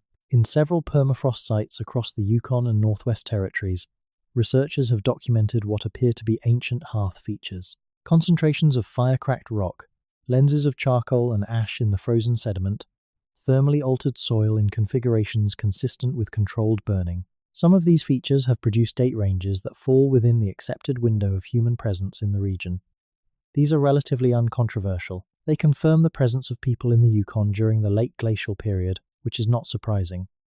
But others have produced date ranges that are outside the accepted window, far enough outside that they are difficult to accommodate within the current model. One feature, documented at a site along a river valley in the central Yukon by a research team from a Canadian university, consists of a concentration of fire-cracked rock approximately 2 meters in diameter associated with charcoal and thermally altered sediment. The feature is clearly not the result of natural burning. Natural wildfires don't produce the kind of concentrated, patterned distribution of fire-cracked rock that this feature shows. Wildfires produce burned material distributed across wide areas in patterns controlled by wind and vegetation. This feature shows a tight, roughly circular distribution of altered material consistent with a maintained hearth. The charcoal from this feature has been radiocarbon dated on 4 separate occasions by 2 independent laboratories. The results are consistent. The charcoal is between 43 and 48,000 years old. 43 to 48,000 years ago, a hearth in the central Yukon. The researchers who documented this feature have been trying to find an alternative explanation for more than 5 years. They have considered and rejected multiple natural processes that could produce similar distributions of fire-cracked rock. They have examined the sediment context in detail and found no evidence of the kind of geological reworking that would be needed to explain a 45,000-year-old charcoal date in a younger context. They haven't published the results. They're still building the case, still waiting for the level of evidence that would make the finding bulletproof against the inevitable challenge. While they wait, the site continues to erode. Now let's step back and look at the full picture. We have anomalous pre-Clovis material from the Bluefish Caves, validated by a 2017 reanalysis. We have a growing body of undated or ambiguously dated structural features from sites across the Yukon, the Northwest Territories, and the Western Arctic. We have residue-bearing lithics from contexts older than the accepted threshold. We have bone technology from contexts dating to 20,000 years ago in the Northwest Yukon. We have a 45,000-year-old hearth in the central Yukon that no one has been able to explain naturally and no one has yet published. We have submerged continental shelf environments on both the Pacific and Atlantic coasts that have received inadequate investigation but that show preliminary indications of cultural features. We have indigenous oral traditions that consistently describe a deep and continuous human relationship with the northern landscape, traditions that in some cases have been shown to preserve accurate geological memory going back tens of thousands of years. We have a thawing permafrost that is releasing all of this material at an accelerating rate, in a context where the institutional capacity to document and preserve it is insufficient to the scale of what's being revealed. And we have a disciplinary conversation that is changing, slowly but genuinely, as the accumulation of evidence from multiple sites and multiple research teams makes the standard model increasingly difficult to maintain. This is not a conspiracy. It's not a suppression. It's something more complicated, and in some ways, more disturbing. It's the story of a scientific community confronting evidence that challenges its foundational assumptions, in a context where the political and professional stakes of the challenge are high, and where the resources needed to properly investigate the anomalies are consistently insufficient. But the evidence is real. The permafrost is thawing, and the story the frozen ground is telling is going to change how we understand the deep human past of Canada and of North America and of our species. The question is whether we can mobilize the institutional response to properly document what the ice is giving back before the erosion takes it away forever. Because what the permafrost is thawing out is not just artifacts. It's not just modified bones and ancient hearths and stone alignments that don't fit the timeline. It's the proof of concept for a different understanding of our species' relationship with the northern world.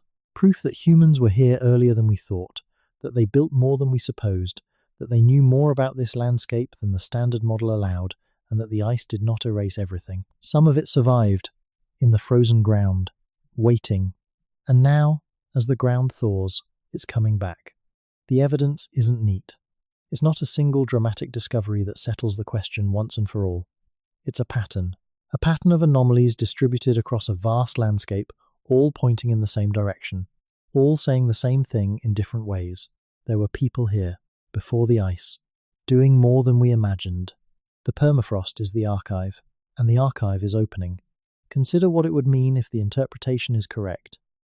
If the evidence eventually establishes, through the kind of rigorous, multi-method, large sample analysis that the best science demands, that there were organized human populations in what is now Canada during the interglacial and early glacial periods, 40 to 100,000 years ago, the implications cascade outward in every direction. The history of North America is rewritten from the beginning. The relationship between the peoples of Canada and the land they inhabit acquires a depth that dwarfs anything the colonial encounter could accommodate. The origin narratives of modern science, the Clovis fir story that shaped a century of research and 1,000 history textbooks, requires wholesale revision, and the question of what those pre-Ice Age populations were, how complex, how knowledgeable, how organized, becomes one of the central questions of our understanding of human prehistory. It's a big ask. The evidence isn't there yet in the form that the academic mainstream would accept as decisive, but it's accumulating, and the rate of accumulation is increasing as the permafrost thaws. What we're watching in real time is the beginning of a paradigm shift.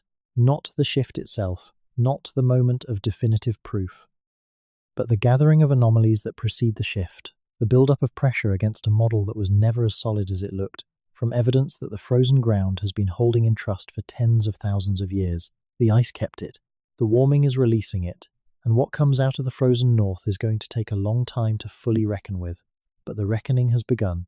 Let's go back to the beginning of the question, the origin of the word civilization itself, and think about what we're really asking when we ask whether there was civilization in pre-Ice Age Canada. Civilization comes from the Latin civitas, the city.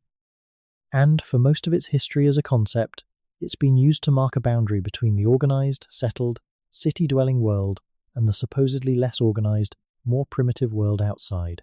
It's a word with a political history as much as an intellectual one. It's been used to justify conquest, to dismiss indigenous knowledge systems, and to construct hierarchies of cultural sophistication that serve the interests of the people doing the classifying. But civilization, in a more meaningful sense, the sense in which the evidence from the thawing permafrost is challenging our assumptions, is simpler and more important than that political history. Civilization in this sense just means the accumulated, transmitted, organized knowledge of a group of people living in sustained relationship with a landscape.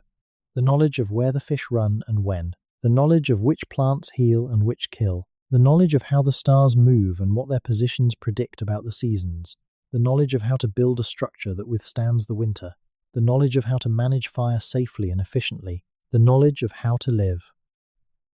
By that definition, every human group that has ever maintained itself in a specific landscape for more than a few generations has been a civilization. And the question of whether there was civilization in pre-Ice Age Canada becomes much simpler. Were there people? Were they organized? Did they know things?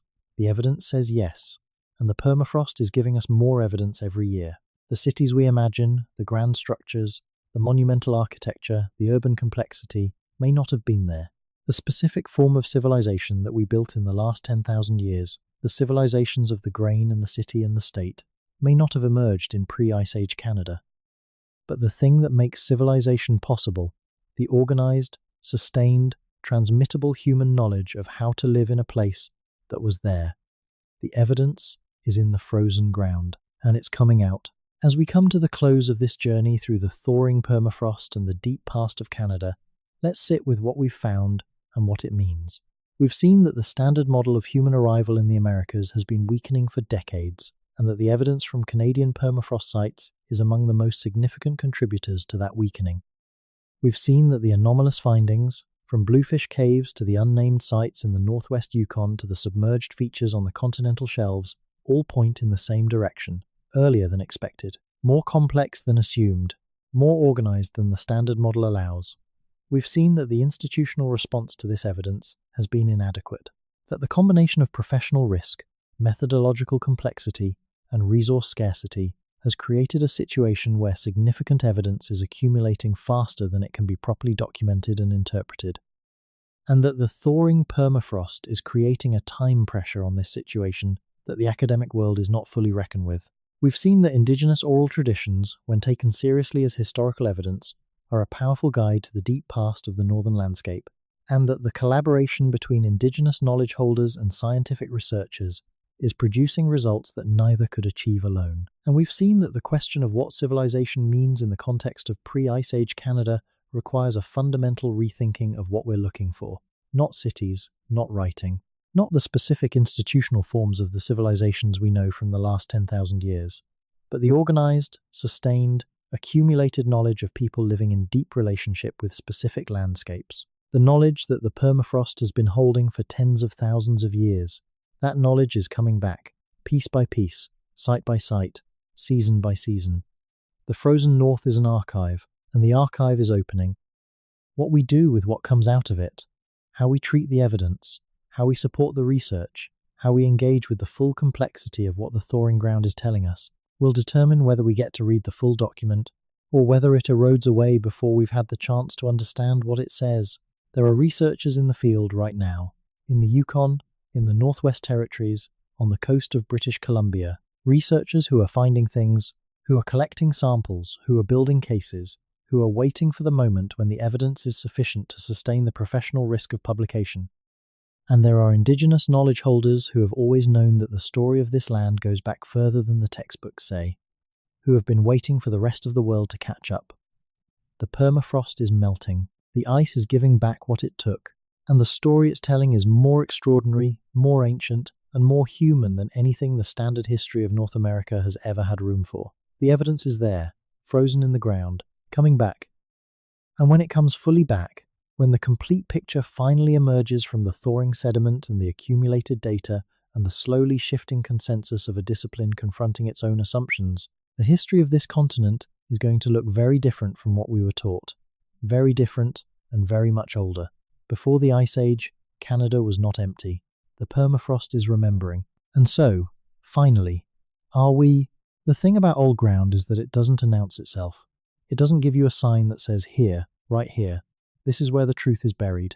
It just sits there, cold, patient, holding whatever it was given to hold, waiting with a kind of geological calm that has no regard for human urgency or academic schedules or the career anxieties of the researchers who stand at its edge with their sampling kits and their dating forms. The Yukon River drains one of the largest river basins in North America. It originates in British Columbia, flows northwest through the Yukon Territory, and then southwest through Alaska to empty into the Bering Sea. The total length of the river is roughly 3,000 kilometers. Its watershed covers approximately 850,000 square kilometers, an area larger than France and Germany combined.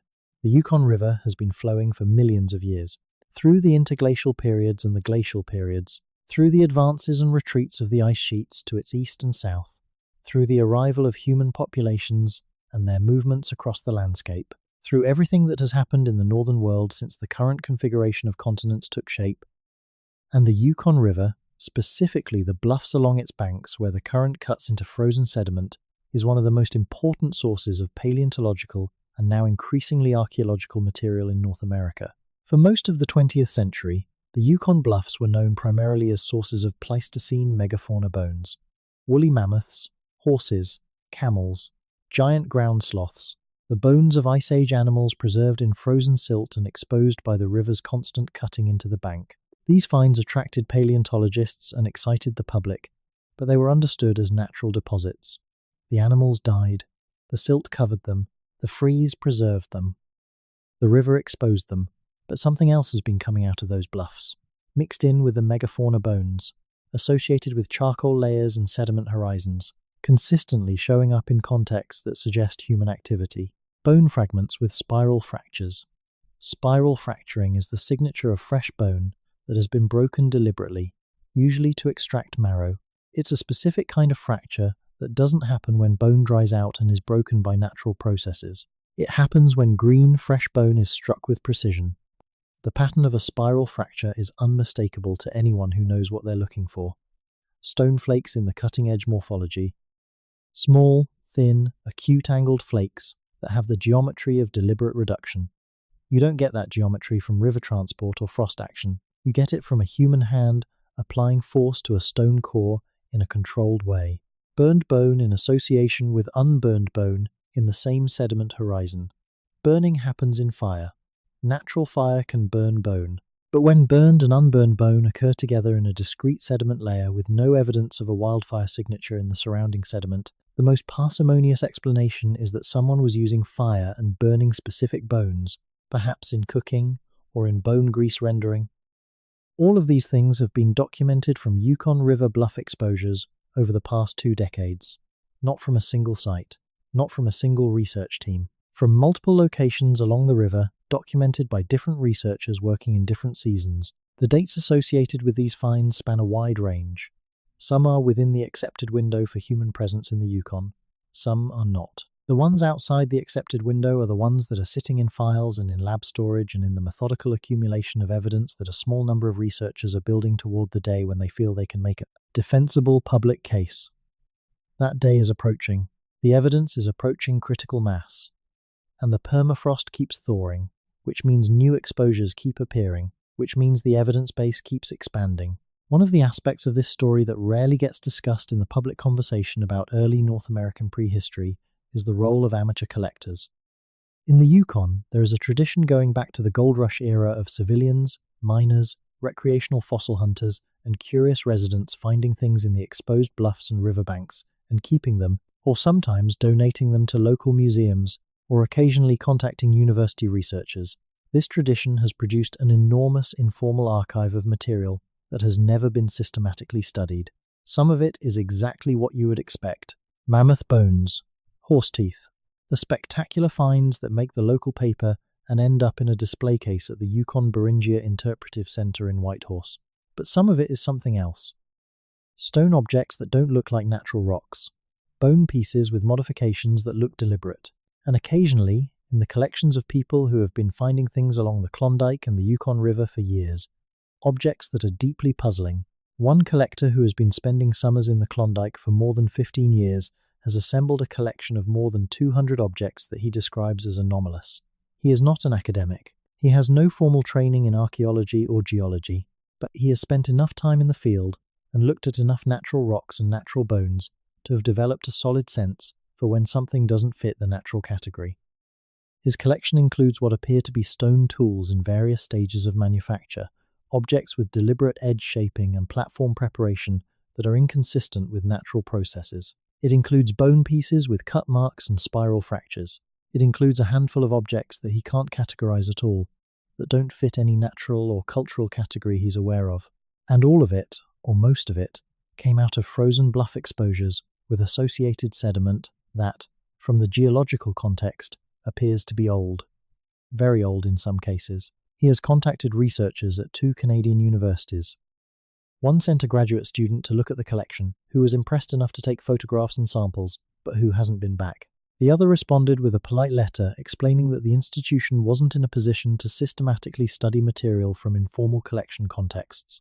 The collection sits in a building outside Dawson City. It is well organized and carefully documented with location notes and photographs of the original find contexts.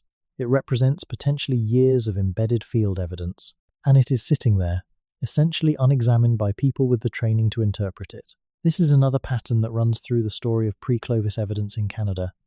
The evidence doesn't always come from formal research contexts. Sometimes it comes from people who were in the right place, with the right eyes, at the right time, and who had the sense to hold on to what they found and document where it came from.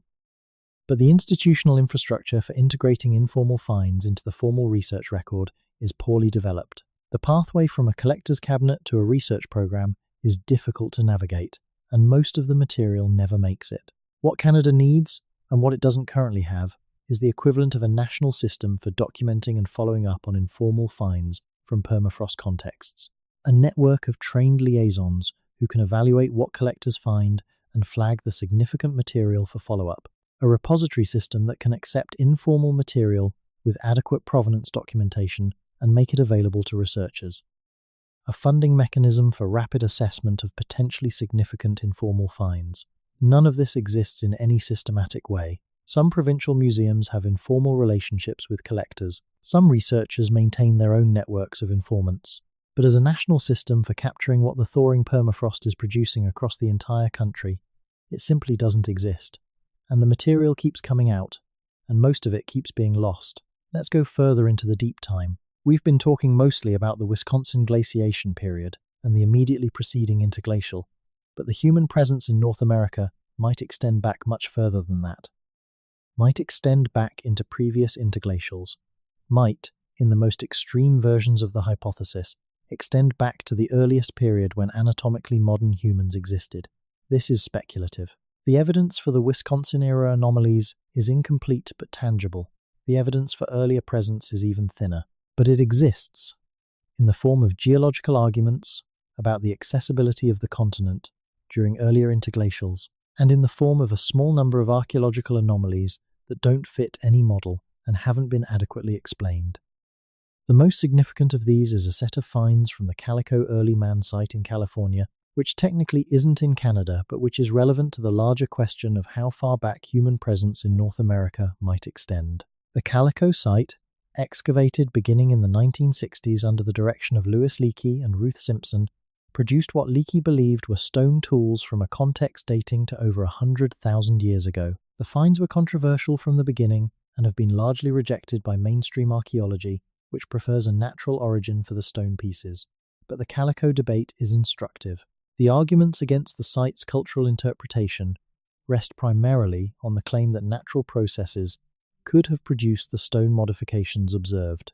This is a claim that can be made about almost any early lithic assemblage, and that has been used historically to reject evidence from multiple sites that were later validated when better evidence from additional sites accumulated. The pattern of rejection followed by eventual validation, Bluefish Caves being the most recent major example, suggests that the bar for accepting evidence of very early human presence in North America has been set high enough to exclude real evidence along with genuine false positives.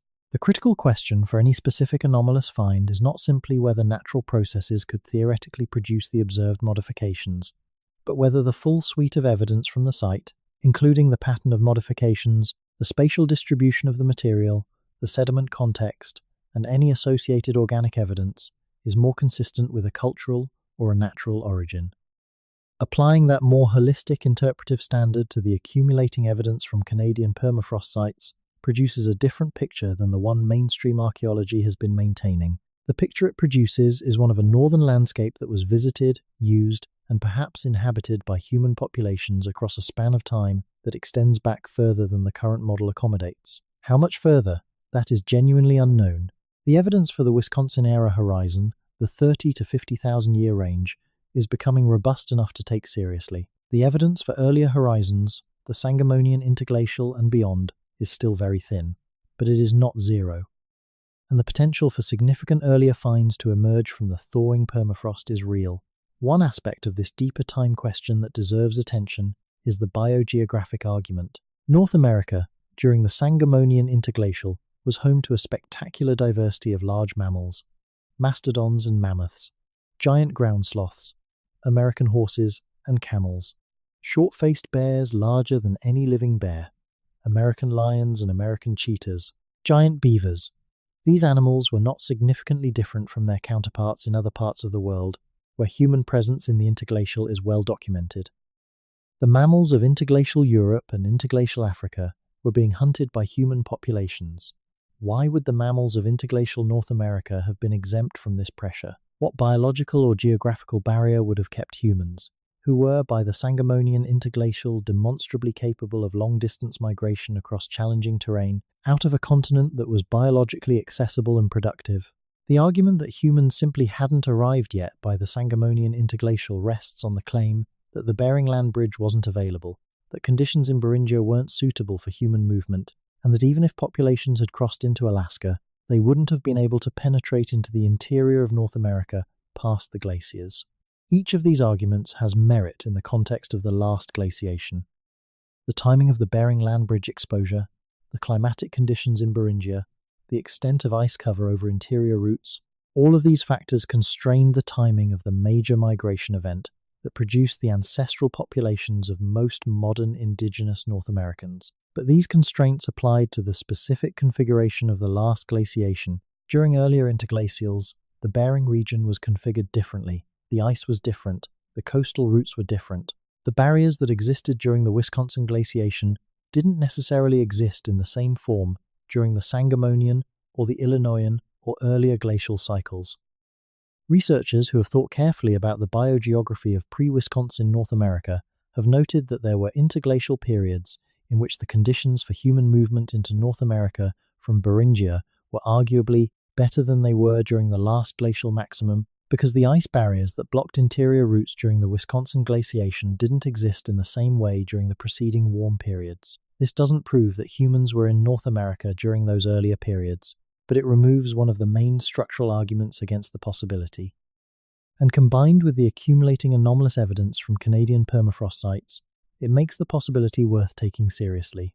Let's talk about what was lost. This is perhaps the most moving and the most important aspect of the story we've been exploring. Because if there were human populations in Canada before the Ice Age maximum, they didn't simply disappear. They were displaced. They were reduced. Some of them were lost. The glaciation was not a gentle reshuffling of populations. It was one of the most severe and sustained climate disruptions in recent geological history, and it would have been catastrophic for any established human communities in its path.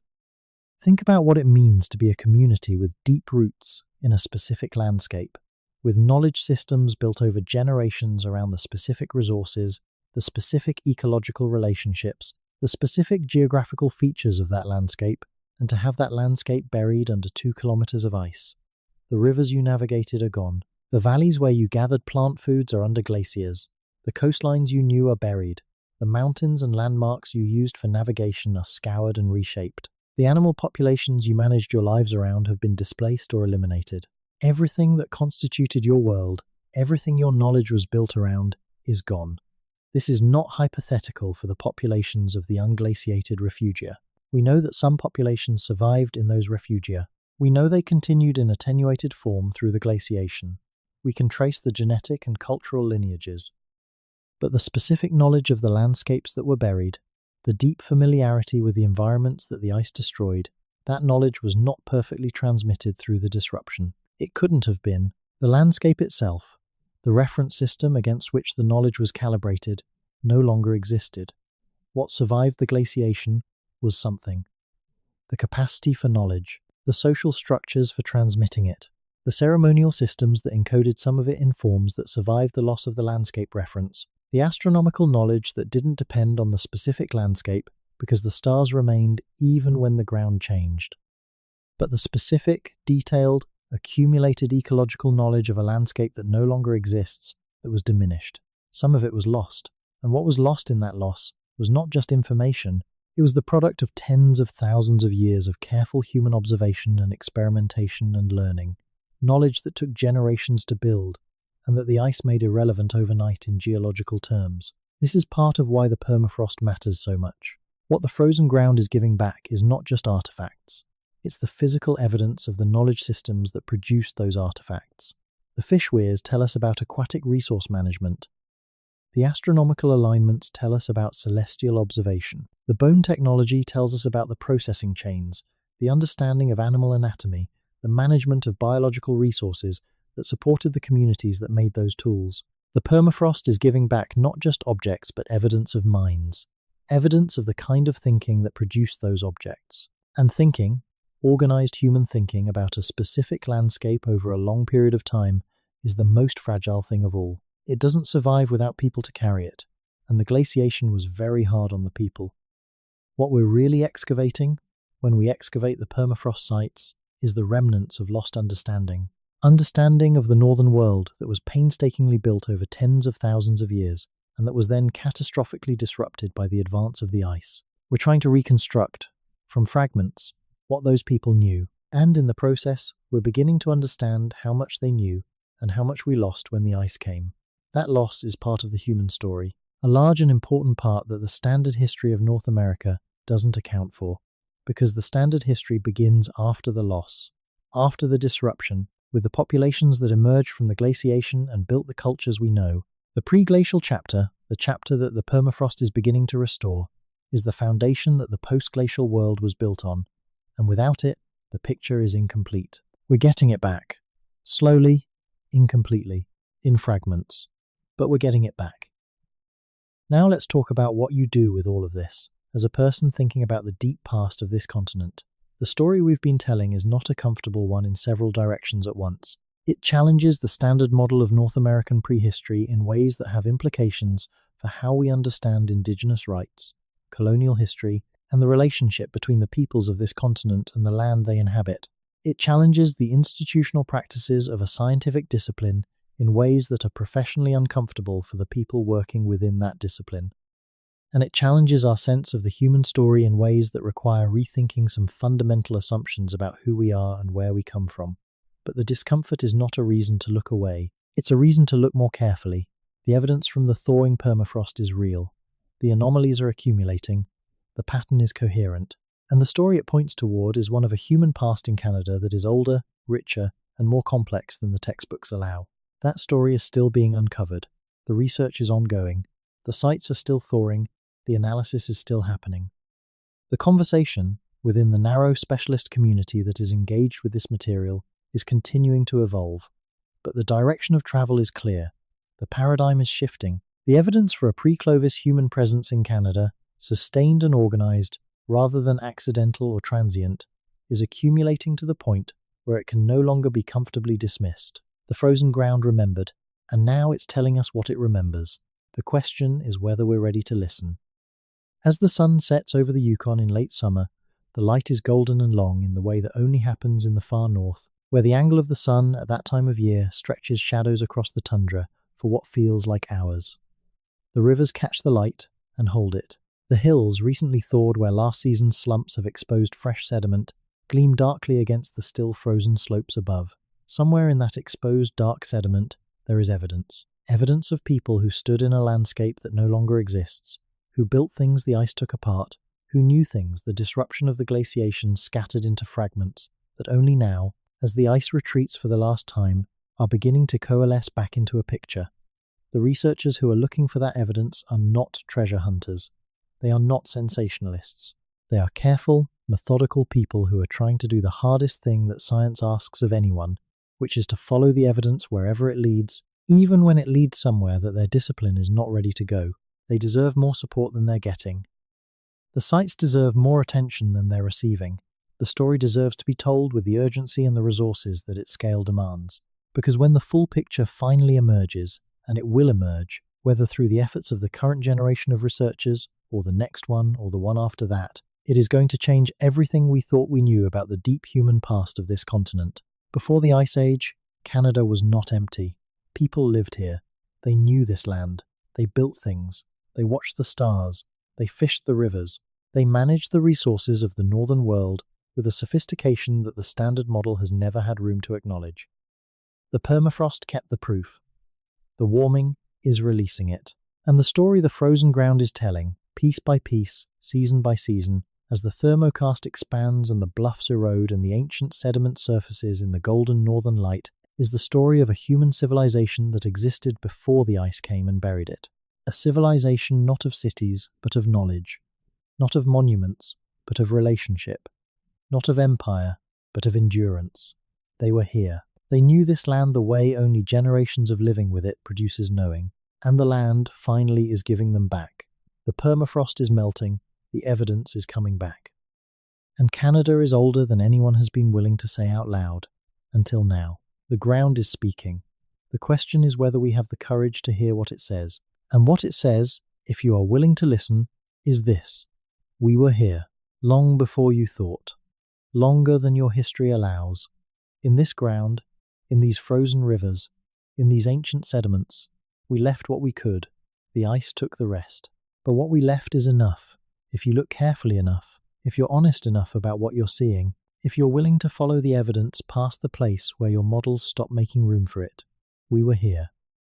And now, as the ice retreats and the ground gives back what it was given, we are here again, in the evidence, in the pattern, in the slowly building case that the thawing north is constructing one frozen artifact at a time. The story is not finished. The permafrost is not done thawing. The anomalies are not done accumulating. The case is not done building, but it has begun. And once it has begun, the direction is clear. Canada was old when the ice came, and Canada remembers. The permafrost is the memory, and the memory is waking up. This is not the end of the story. It is barely the beginning, but it is the beginning of a reckoning with a past that has been frozen, literally and institutionally, for far too long. The ground is opening. The evidence is there. And somewhere in the Yukon, right now, as you listen to this, the permafrost is thawing, another bluff is eroding, another exposure is forming, another ancient sediment package is surfacing in the long northern light. And in it, Waiting with the patience of geological time is something that will change what we know, something that was placed there by hands that wanted to leave a mark, something that says, in the only language that transcends time, in the language of physical evidence and patient preservation and the relentless memory of frozen ground, we were here. Let's go to a place that most Canadians have heard of, but few really understand the deep geological significance of. Let's go to the Canadian Shield. The Canadian Shield is the exposed core of the North American Craton, some of the oldest surface rock on Earth. Precambrian basement rock, some of it more than 4 billion years old, underlying much of Ontario, Quebec, and the provinces east and north. When people think of the Canadian Shield, they think of the rocky, lake-dotted landscape of cottage country in Ontario, or the boreal forest stretching north toward Hudson Bay.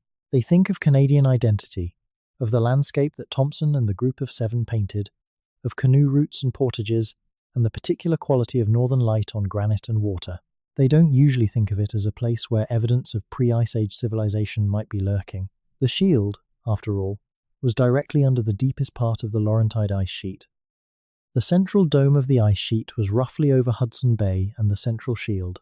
Whatever was there before the ice came would have been comprehensively destroyed. And yet, the margins of the Canadian Shield, the transition zones where the Precambrian rock meets the overlying sedimentary formations of the interior and the coastal lowlands, are a different story. Along the eastern margin of the Shield in Quebec, and along the southern margin where it transitions into the Great Lakes Basin in Ontario, there are landscape features that have been generating low-level scientific controversy for years. Some of these features are documented in geological literature as puzzles. Anomalous sediment packages in the wrong stratigraphic position, structural features in glacial till that don't fit standard models of ice sheet dynamics, distributions of rock material that require either unusual glacial transport mechanisms or some other unstated process. A few researchers who work at the intersection of glacial geology and archaeology have noticed that some of these anomalous features occur in locations that would, during pre-glacial times, have been ecologically productive and geographically prominent. River confluences, lake margins, south-facing slopes at the junction of different geological zones, the kinds of locations that human communities tend to preferentially inhabit. Is this an observational bias? Are researchers seeing cultural explanations for features that are simply geological in nature because they're looking for cultural features? Possibly. The methodological problem of confirmation bias in archaeological site identification is real and recognized in the field, but some of the anomalies are robust enough that the geological explanations themselves are strained. And in a landscape as extensively and well-studied geologically as the Canadian Shield, a feature that doesn't fit the established models deserves more attention than it typically receives, regardless of what its origin turns out to be. One specific location, along the northern shore of Lake Superior in Ontario, has been the subject of informal investigation by a small group of researchers over the past decade. The site, which the researchers have deliberately avoided publicizing to protect its integrity, features what appears to be a pattern of glacially transported boulders in a configuration that has resisted natural explanation. The boulders are a consistent type, a specific variety of metavolcanic rock that occurs in outcrops approximately 40 kilometers to the northwest. They appear to have been transported by the glacier in the normal way, incorporated into the ice, and deposited as the ice retreated. But their distribution in the specific site location is not what normal glacial dynamics would produce. The boulders are concentrated in a roughly circular pattern around a central area of cleared fine sediment. That's not what end moraine deposition looks like. It's not what glaciofluvial deposition looks like. It's not any standard glacial landform. The researchers initially assumed they were seeing a natural process they weren't familiar with. They consulted with glacial geologists. The glacial geologists agreed that the pattern was unusual but didn't have a ready natural explanation. The researchers then began to consider whether the pattern might reflect a human influence on the distribution of the boulders before the glacier arrived. This is a genuinely strange and difficult hypothesis to evaluate. The idea that a pre-glacial human structure might have influenced the distribution of boulders deposited by the overlying glacier requires a specific scenario in which the structure was large enough and stable enough that the overlying ice-incorporated material around it in a way that preserved something of the original distribution. This is not a mechanism that has been formally characterized in glaciological literature, but it is also not physically impossible. The dynamics of ice-rock interaction at the base of a glacier are complex. The preservation of preglacial topographic features in the subglacial environment, including subtle surface structures, is documented in some contexts. And the hypothesis generates a specific prediction that careful investigation of the subsurface at this location should reveal evidence of original structural material beneath the redistributed glacial boulders. No excavation has been conducted. The site has been surveyed and sampled at the surface. The researchers have submitted funding applications for follow-up work. The applications have not been successful. The pattern of boulders is still there. The explanation is still open. Now let's go to a completely different kind of evidence. Let's talk about genetics. The genetic history of indigenous North Americans has been one of the most intensively studied topics in human population genetics over the past 2 decades. The availability of ancient DNA from burial sites across the continent, combined with the increasingly detailed analysis of modern indigenous genomes, has produced a picture of the first peopling of the Americas that is far more complex than the simple Clovis migration model. The current understanding includes at least 2, and possibly 3 or more, distinct migration events that introduced different ancestral populations into the Americas at different times. The most ancient of these, the population that gave rise to the vast majority of indigenous American populations, is dated to somewhere between 15 and 20,000 years ago, based on molecular clock estimates calibrated against well-dated archaeological sites. But there are anomalies in the genetic data that don't fit this simple picture. Some indigenous American populations carry genetic signatures that appear older than the main migration event, or that show connections to populations that don't fit the standard Siberian source model. The most discussed of these anomalies is the genetic signal seen in some Amazonian populations that shows apparent affinity with populations from Southeast Asia and Australia, a finding published in Nature in 2015 that generated significant discussion and that has not been fully resolved. Less discussed is a genetic signal that appears in some northern North American populations, including some First Nations groups from the British Columbia coast and the Yukon, that suggests a component of ancestry older than or separate from the main founding population of the Americas. This signal has been the subject of analysis in several studies, and the interpretation is contested. Some researchers see it as evidence of an additional migration event, possibly along the Pacific coast, that predates the main founding event. Others attribute it to population structure and drift effects within the main founding population. What's relevant to our story is that the genetic data from northern North American populations is complex in ways that are consistent with a longer and more complicated history of human presence in the region than the standard model allows. The genetic diversity in northern populations is, in some analyses, greater than what would be expected from a single founding event 15,000 years ago. The distribution of specific genetic variants shows patterns that suggest an older, more geographically structured population history. Ancient DNA from the oldest, well-dated human remains from the Yukon and BC would be enormously informative about this. Unfortunately, the number of ancient human remains from these regions that are available for genetic analysis is very small. Many archaeological sites in the Yukon don't contain human remains at all. Where human remains have been found, they are often legally and ethically protected from destructive analysis by indigenous community agreements that rightly prioritize cultural and spiritual considerations over scientific data collection. This is as it should be. The ethical framework for working with indigenous ancestral remains is non-negotiable. But it means that the genetic data that could most directly address the question of how long human populations have been in northern Canada is largely inaccessible. Sediment ancient DNA is one potential workaround. The technique of extracting ancient human genetic material directly from archaeological sediment, without requiring the presence of recognizable human remains, has been advancing rapidly and has produced remarkable results in European cave contexts. Applied to the sediment sequences at Yukon pre-Clovis candidate sites, it could potentially provide direct genetic evidence of human presence, even in contexts where no human remains are preserved. Several research groups have been planning to apply sediment DNA analysis to northern Canadian sites. The methodological challenges in permafrost contexts are significant but not insurmountable. The results, when they come, will be among the most important genetic data yet produced from the northern North American archaeological record. And the results may tell us not just whether humans were there, but something about who they were, about their relationships to other populations, about the complexity of their genetic history, and what it implies about the depth and structure of human presence in northern Canada. The genetics is coming, The technology is ready. The samples are in the ground. And the frozen ground is getting a little less frozen every year. Let's talk about the other archive, the one that exists above ground. The night sky over the Canadian North, in the areas away from light pollution, is extraordinary. On a clear night in the Yukon, you can see the Milky Way as a structure, not just a faint band, but a three-dimensional impression of the galaxy, with its arm structure visible, its dust lanes traceable. The stars are dense enough and bright enough that navigating by them is genuinely possible without any instrument beyond your own eyes.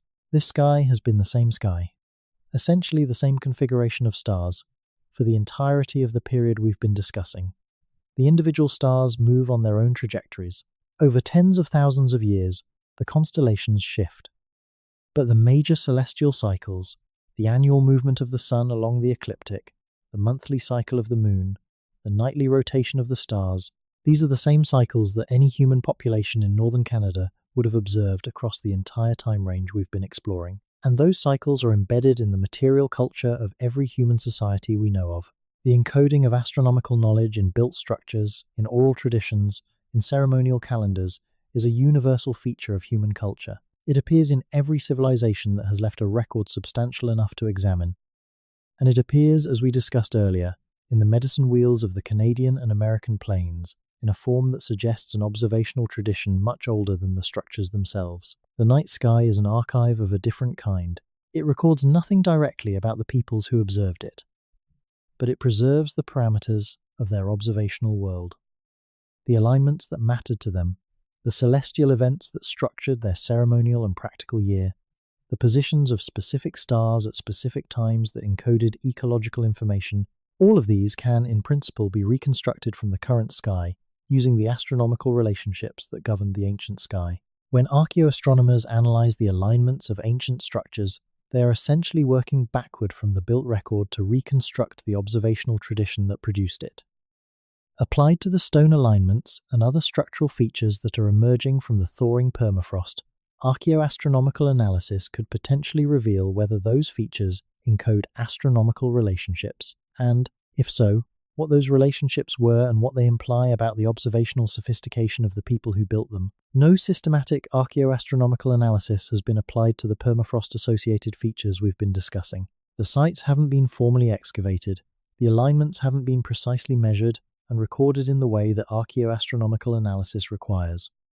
This is partly because the features haven't been formally recognized as archaeological sites, and partly because the resources for the kind of interdisciplinary analysis that archaeoastronomy requires haven't been brought to bear on northern Canadian material. But when the formal investigation eventually happens, if it happens, the sky will be part of the story. The same sky that the people of pre-Ice Age Canada observed will still be there, encoding the relationships they built into their structures, waiting for someone to read what it was aligned to say. One thing that strikes anyone who thinks carefully about the deep past of Canada's northern regions is the sheer scale of what we don't know. The Yukon alone covers almost 500,000 square kilometres. The Northwest Territories cover over 1 million square kilometres. Nunavut, the newest and largest of Canada's territories, covers over 2 million square kilometres. These are vast, largely uninvestigated landscapes with the preservation potential, through permafrost, to hold evidence of human activity across an extraordinary time range. And the systematic archaeological investigation of these territories, which would be the baseline requirement for understanding the deep human past of northern Canada, has barely begun. The number of formally investigated archaeological sites in the Yukon, the Northwest Territories, and Nunavut combined is a tiny fraction of what would be needed to even characterize the range of human activity in these regions across the full temporal range of possible human presence. We don't know what's there because we haven't looked. We've found anomalies in the places we have looked, and the places we haven't looked are vastly larger than the places we have. This is not a counsel of despair. It's a statement of potential. The Northern Territories of Canada are an archaeological frontier of extraordinary richness.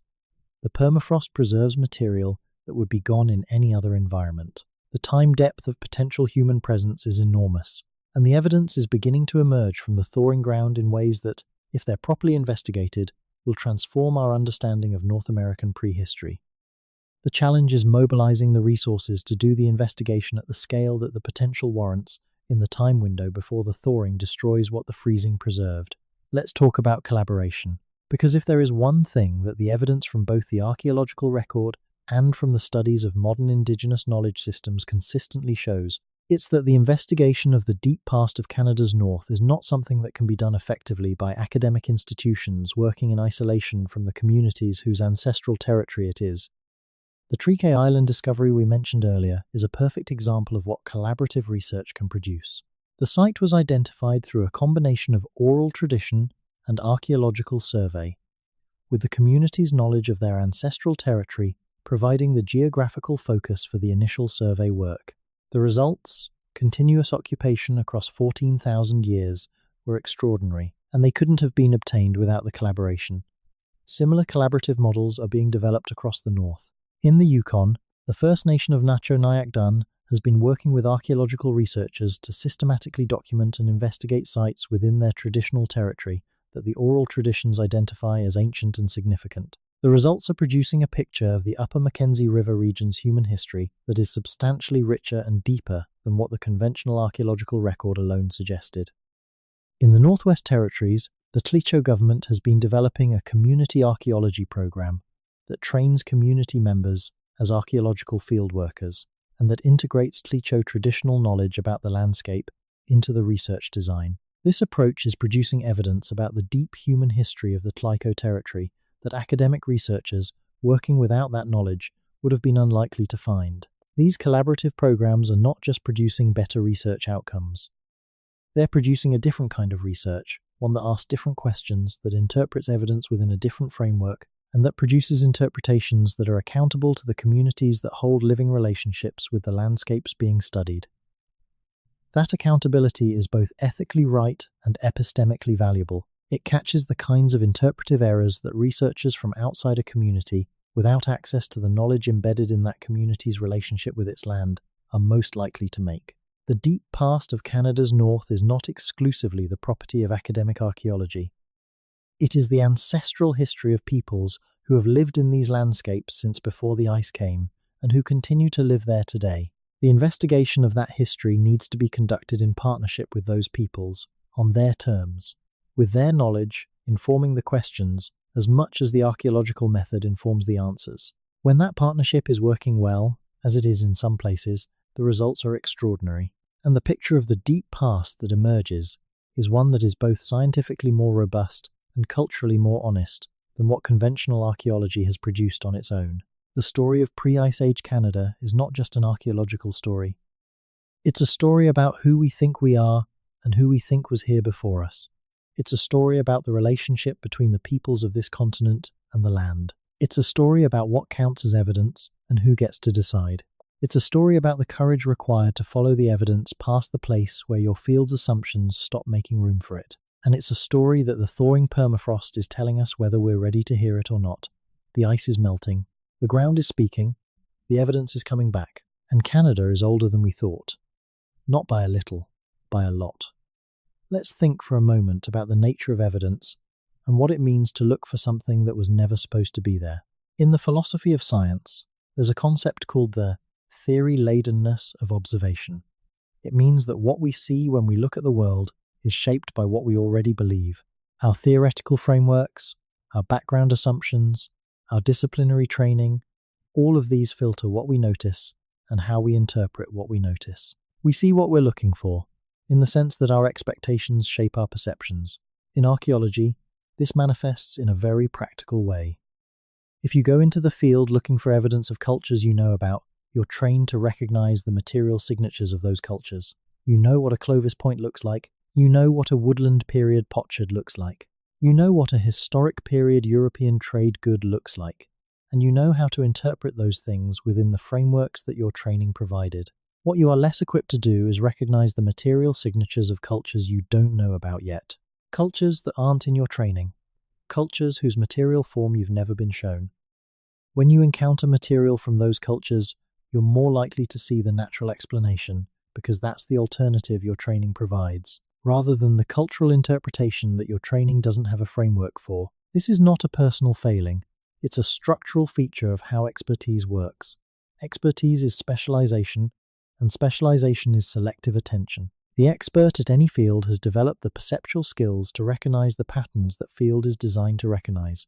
Patterns outside that field's framework are harder to see.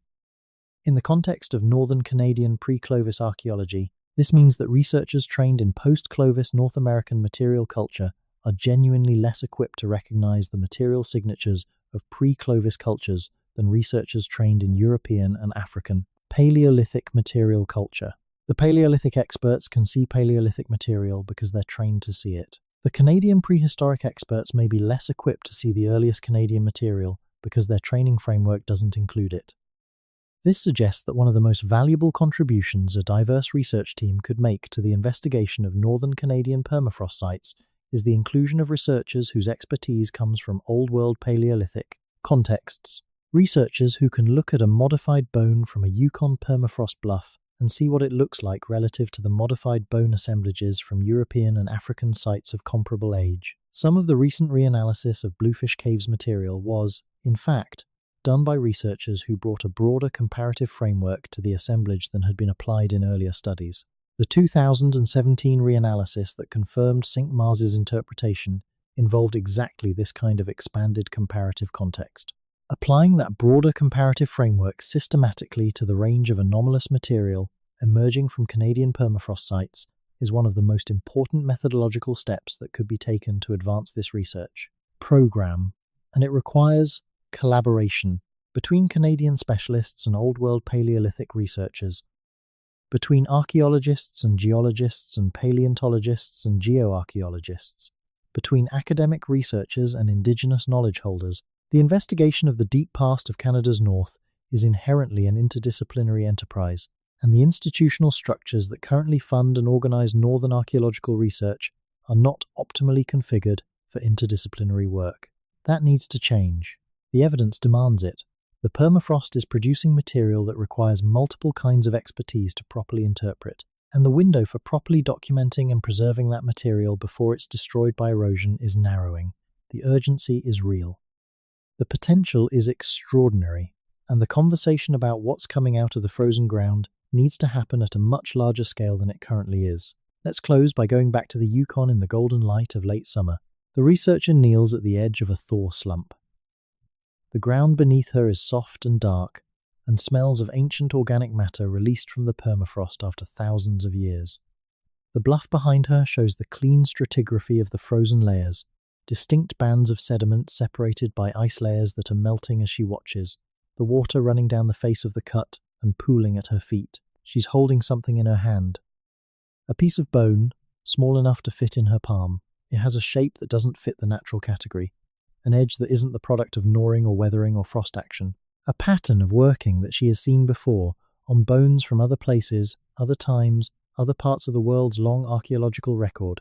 She takes a photograph. She labels a sample bag. She marks the GPS coordinates. She makes a note in her field book about the sediment layer, the depth, the associated material. And then she looks up at the sky, which is doing that extraordinary northern late summer thing where it's going orange and pink and purple all at once, and the light is everywhere and nowhere, and the rivers are silver, and the hills are going dark, and the stars are just beginning to appear above the horizon. She doesn't know yet what the dating will say. She doesn't know whether this piece of bone, this small piece of evidence from the frozen north, will be the one that moves the conversation. She doesn't know whether the institutional machinery of her discipline will be ready to engage with what she's found, or whether it will be filed away in the cautious way that so many of these findings have been filed away. But she knows what she's holding, and she knows what it implies, and she knows that somewhere in this vast, cold, slowly thawing landscape, the evidence of a past that the standard history doesn't account for is waiting to be found. One frozen artifact at a time. The permafrost is the memory of the land, and the land is remembering. Before the Ice Age, Canada had something the standard history has never made room for. A human past, deep and complex and built on knowledge of this specific northern world that took generations to accumulate. The ice came, it buried everything. And then, as ices do, it retreated. And the ground it left behind is frozen still, in the places where the warming hasn't reached yet, holding what it was given to hold, waiting for the tools and the attention and the courage to properly receive what it's giving back. The permafrost is melting, the evidence is coming back, and Canada is older than we thought. We are still learning how much older. The story is not over. The ground is still thawing. The researchers are still in the field. The anomalies are still accumulating. The conversation is still building toward the moment when the evidence is sufficient to shift the paradigm. But the direction is clear. The past is larger than the model. The human history of this continent extends back further than the textbooks say. And the proof, frozen in the permafrost, in the sediment bluffs of the Yukon River, in the thermokarst lakes of the Northwest Territories, in the submerged continental shelves of both coasts, is coming back, piece by piece, season by season, year by year, as the temperature rises and the frozen ground gives up what the cold has kept. Canada remembers. The permafrost is the memory, and the memory is waking. This is the story of a past that was frozen, and this is the story of what happens when ice finally lets go. The evidence is there. The ground is speaking. All we have to do is listen, and understand that what we are hearing, from the thawing sediment and the ancient bone, and the careful pattern of stones aligned to a sky that was watching when our entire recorded history was still impossibly far in the future, is the echo of a civilization that existed before the ice came, a civilization that the ice buried and that the warming is bringing back. Canada was old before the textbooks begin, and the frozen ground is proving it. One thawing layer at a time. The ice is not done melting. The evidence is not done emerging. The story is not done being told. But tonight, in the golden light of the northern summer, in the shadow of the thawing permafrost, in the careful notes of the researchers and the patient memory of the land, the beginning of the full story is becoming visible. And the full story says, we were here. We knew this land. We built things the ice took apart. We watched the stars and encoded what we saw. We managed the rivers and the forests and the animals. We lived here for longer than you have been counting. The ice buried us, but the ice is melting, and we are coming back. Let's go somewhere specific, not a hypothetical site, not a cautiously unnamed location. Let's go to the place where the most dramatic ongoing example of permafrost-driven revelation is happening right now, in a form so visible that even without specialized training you can see that something is emerging from the ground that wasn't supposed to be there. The Klondike Gold Rush of 1898 transformed the Yukon from an almost entirely unknown territory into the site of one of the most frenzied migrations in North American history. Tens of thousands of prospectors flooded into the Dawson City region, chasing the gold that had been discovered in the creeks, draining the uplands south and east of the confluence of the Klondike and Yukon rivers. The gold was real, the rush was real, and the infrastructure built to extract it, the hydraulic mining operations, the drift mining networks, the dredging programs, transformed the landscape of the Klondike region in ways that are still visible today. What the gold miners discovered, sometimes to their amazement and sometimes to their practical annoyance, was that the gravel layers containing the gold were buried under frozen muck, the rich, organic permafrost that the locals called muck, and that below the muck and the gravel were enormous deposits of frozen fossil material. Mammoth bones, horse bones, bison bones, the bones of an entire Ice Age bestiary, preserved in the frozen ground with sometimes extraordinary completeness. Miners learned quickly that the fossil bones were worth money too, to collectors and to scientific institutions, and a brisk trade developed in Yukon fossil material that has continued in various forms to the present day. The result is that the Klondike region has been, for over a century, one of the most intensively mined fossil localities in North America, with an enormous quantity of Pleistocene material coming out of the ground year after year, and mixed in with that material, from the earliest days of the gold rush to the present, have been things that weren't supposed to be there. The historical record from the gold rush era includes accounts from miners of finding what they described as worked stone and shaped bone in the gold-bearing gravels. These accounts were largely dismissed at the time, partly because the miners had no expertise in archaeological material, and partly because the Clovis first paradigm was already well established by the early 20th century, and the idea of pre-Clovis material in the Yukon didn't fit the accepted model. Some of the material was collected, some of it ended up in personal collections, some of it was donated to museums, but without stratigraphic documentation, without reliable provenance, without the dating techniques that would only be developed decades later, the material from the gold rush era has been almost impossible to evaluate scientifically. What's changed now, a century after the gold rush, is that mining continues in the Klondike, primarily placer mining operations that process the gold-bearing gravels using modern equipment. And these modern operations are exposing frozen sediment in ways that are, in some cases, far more controlled and documentable than the hydraulic operations of the gold rush era. Several placer mining operations in the Klondike region have been working with archaeologists and paleontologists to document the material coming out of their operations. The famous last summer's baby woolly mammoth find, a remarkably complete mummified baby mammoth recovered from a placer mining operation near Dawson City in 2022, is the highest profile example of this kind of collaborative documentation. But the Yukon Ice Baby, as the woolly mammoth was nicknamed, is not the only significant find from placer operations in recent years. From the same general area, from the same frozen sediment sequences, other material has been emerging, and not all of it is as straightforward to interpret as a baby mammoth. One placer operation northwest of Dawson City has been the source of several finds that the operator has been carefully documenting and reporting to the Yukon Government Heritage Branch, as required by Yukon Heritage legislation.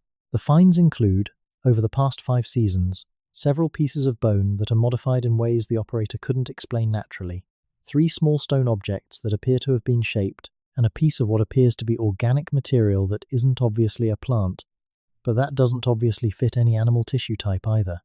The Yukon Government Heritage Branch has been responsive. A government archaeologist has visited the site twice. Samples have been taken and submitted for analysis. The analysis is ongoing. The mining operation continues under protocols designed to minimize disturbance to future potentially significant contexts, while still allowing economically necessary operations to proceed. The results of the analysis haven't been released. The operator has been asked not to discuss the finds publicly pending completion of the assessment. The assessment is apparently taking longer than anticipated. This is the moment that Northern Canadian archaeology is in right now. Evidence is emerging. The institutional response is engaged, at least in some cases. The analysis is proceeding, and the results are pending. The question is what the results are going to say when they come out. Whether the dating is going to be within the accepted range or outside it. Whether the analytical community is going to be willing to accept and publish results that are outside the accepted range. Whether the institutional machinery is going to be able to handle the implications of what the frozen ground is producing, we don't know the answers to those questions yet. But the questions are live. The analysis is happening. And the next few years are going to produce answers that are going to matter. Because the permafrost is not going to stop thawing while we wait to be ready. The rate of thaw is accelerating. The rate of exposure is increasing. The rate of evidence lost to erosion is increasing faster than the rate of evidence documentation. The window is closing.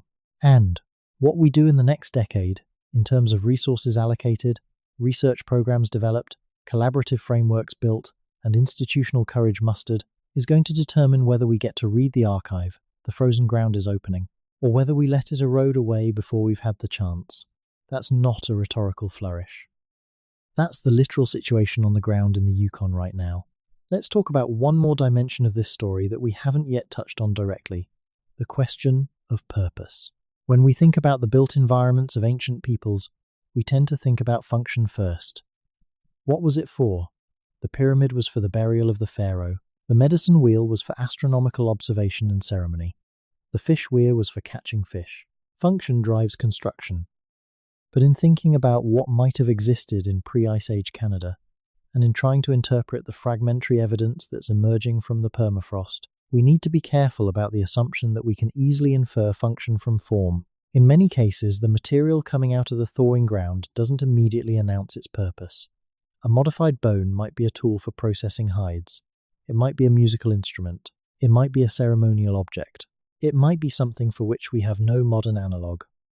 The stone alignments that researchers have been documenting, cautiously and with appropriate uncertainty, at various northern locations, are particularly challenging in this regard.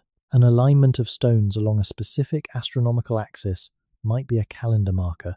It might be a territorial boundary. It might be a navigation aid. It might be a feature of a larger ceremonial complex whose other elements have been destroyed. It might be multiple things at once.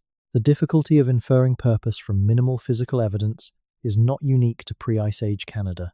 It's a challenge across all prehistoric archaeology, but it's particularly acute in a context where the material culture is incompletely known and where the interpretive frameworks developed for better documented societies don't obviously apply. What we can say with more confidence than we can say about specific functions is that the material being found shows intentionality. The modification of the bones is deliberate. The shaping of the stone objects shows controlled process. The spatial patterning of features at sites where spatial patterning has been documented is not random. Whatever these things were for, they were made on purpose, by someone who knew what they were doing and was doing it for a reason. That's important. That's the foundation.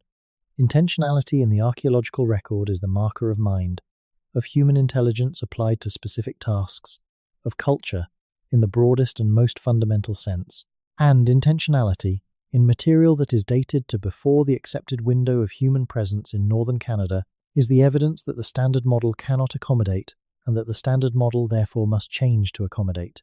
The change is coming. The evidence is demanding it. And the permafrost is the engine of the demand. Now think about this. Somewhere under the surface of northern Canada, in the frozen sediment of the Yukon, in the permafrost of the Northwest Territories and Nunavut, in the submerged shelves of the coast, there is a record.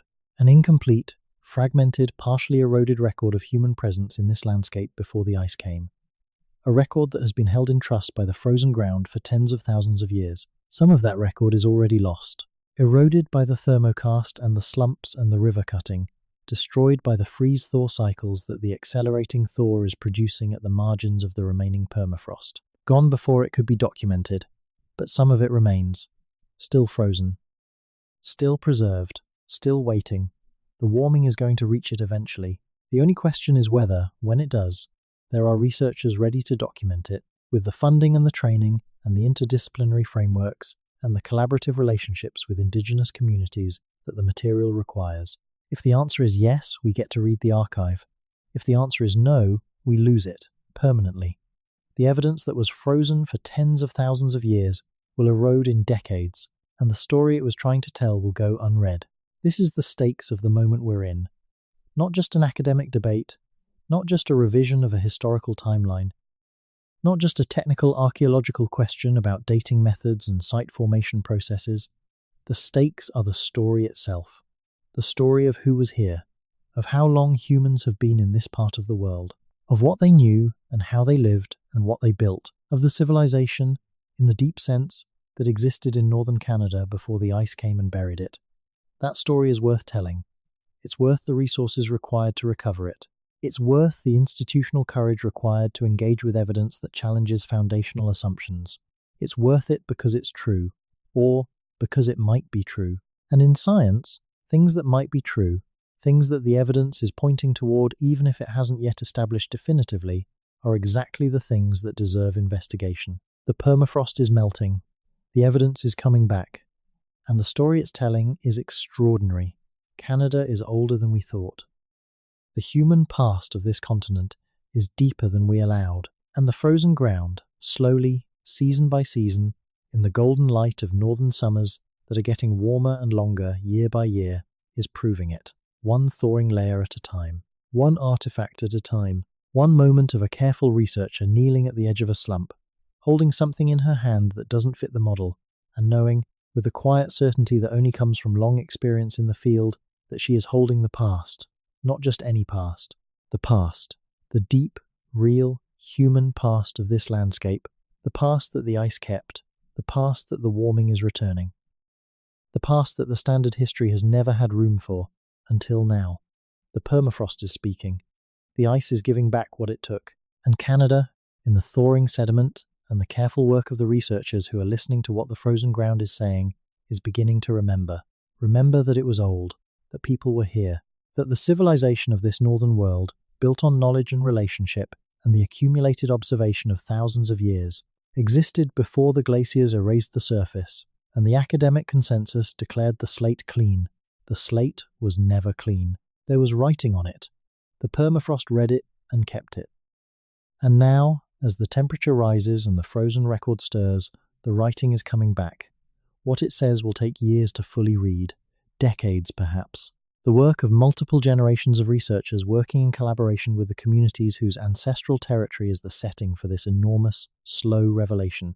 But the reading has begun, and what has been read so far says, there was a civilization here, before the ice, in the deep past of the Canadian North, a civilization of knowledge, of relationship, of the careful and patient human inhabitation of a landscape that rewarded patience and knowledge above all else. The ice came. It ended that chapter, but it didn't erase it. It froze it, it preserved it, and now, as the ice retreats, the chapter is re-emerging. We are living in the moment of its return. The permafrost is the memory of Canada, and the memory is waking up. Before the Ice Age, Canada had something. People, knowledge, civilization in the truest sense. The permafrost is melting, and the evidence is coming back. Canada was always older than we thought. The ground just needed to thaw enough to prove it. And it is thawing, right now, in the long golden evenings of the northern summer, while the researchers document what they find, and the indigenous communities hold the knowledge their ancestors kept through the long cold of the Ice Age, and the frozen sediment continues to give back, layer by frozen layer, the truth of the deep past. This is not the end of the story. The permafrost is still thawing, the sites are still being found, the analysis is still being done, the paradigm is still shifting.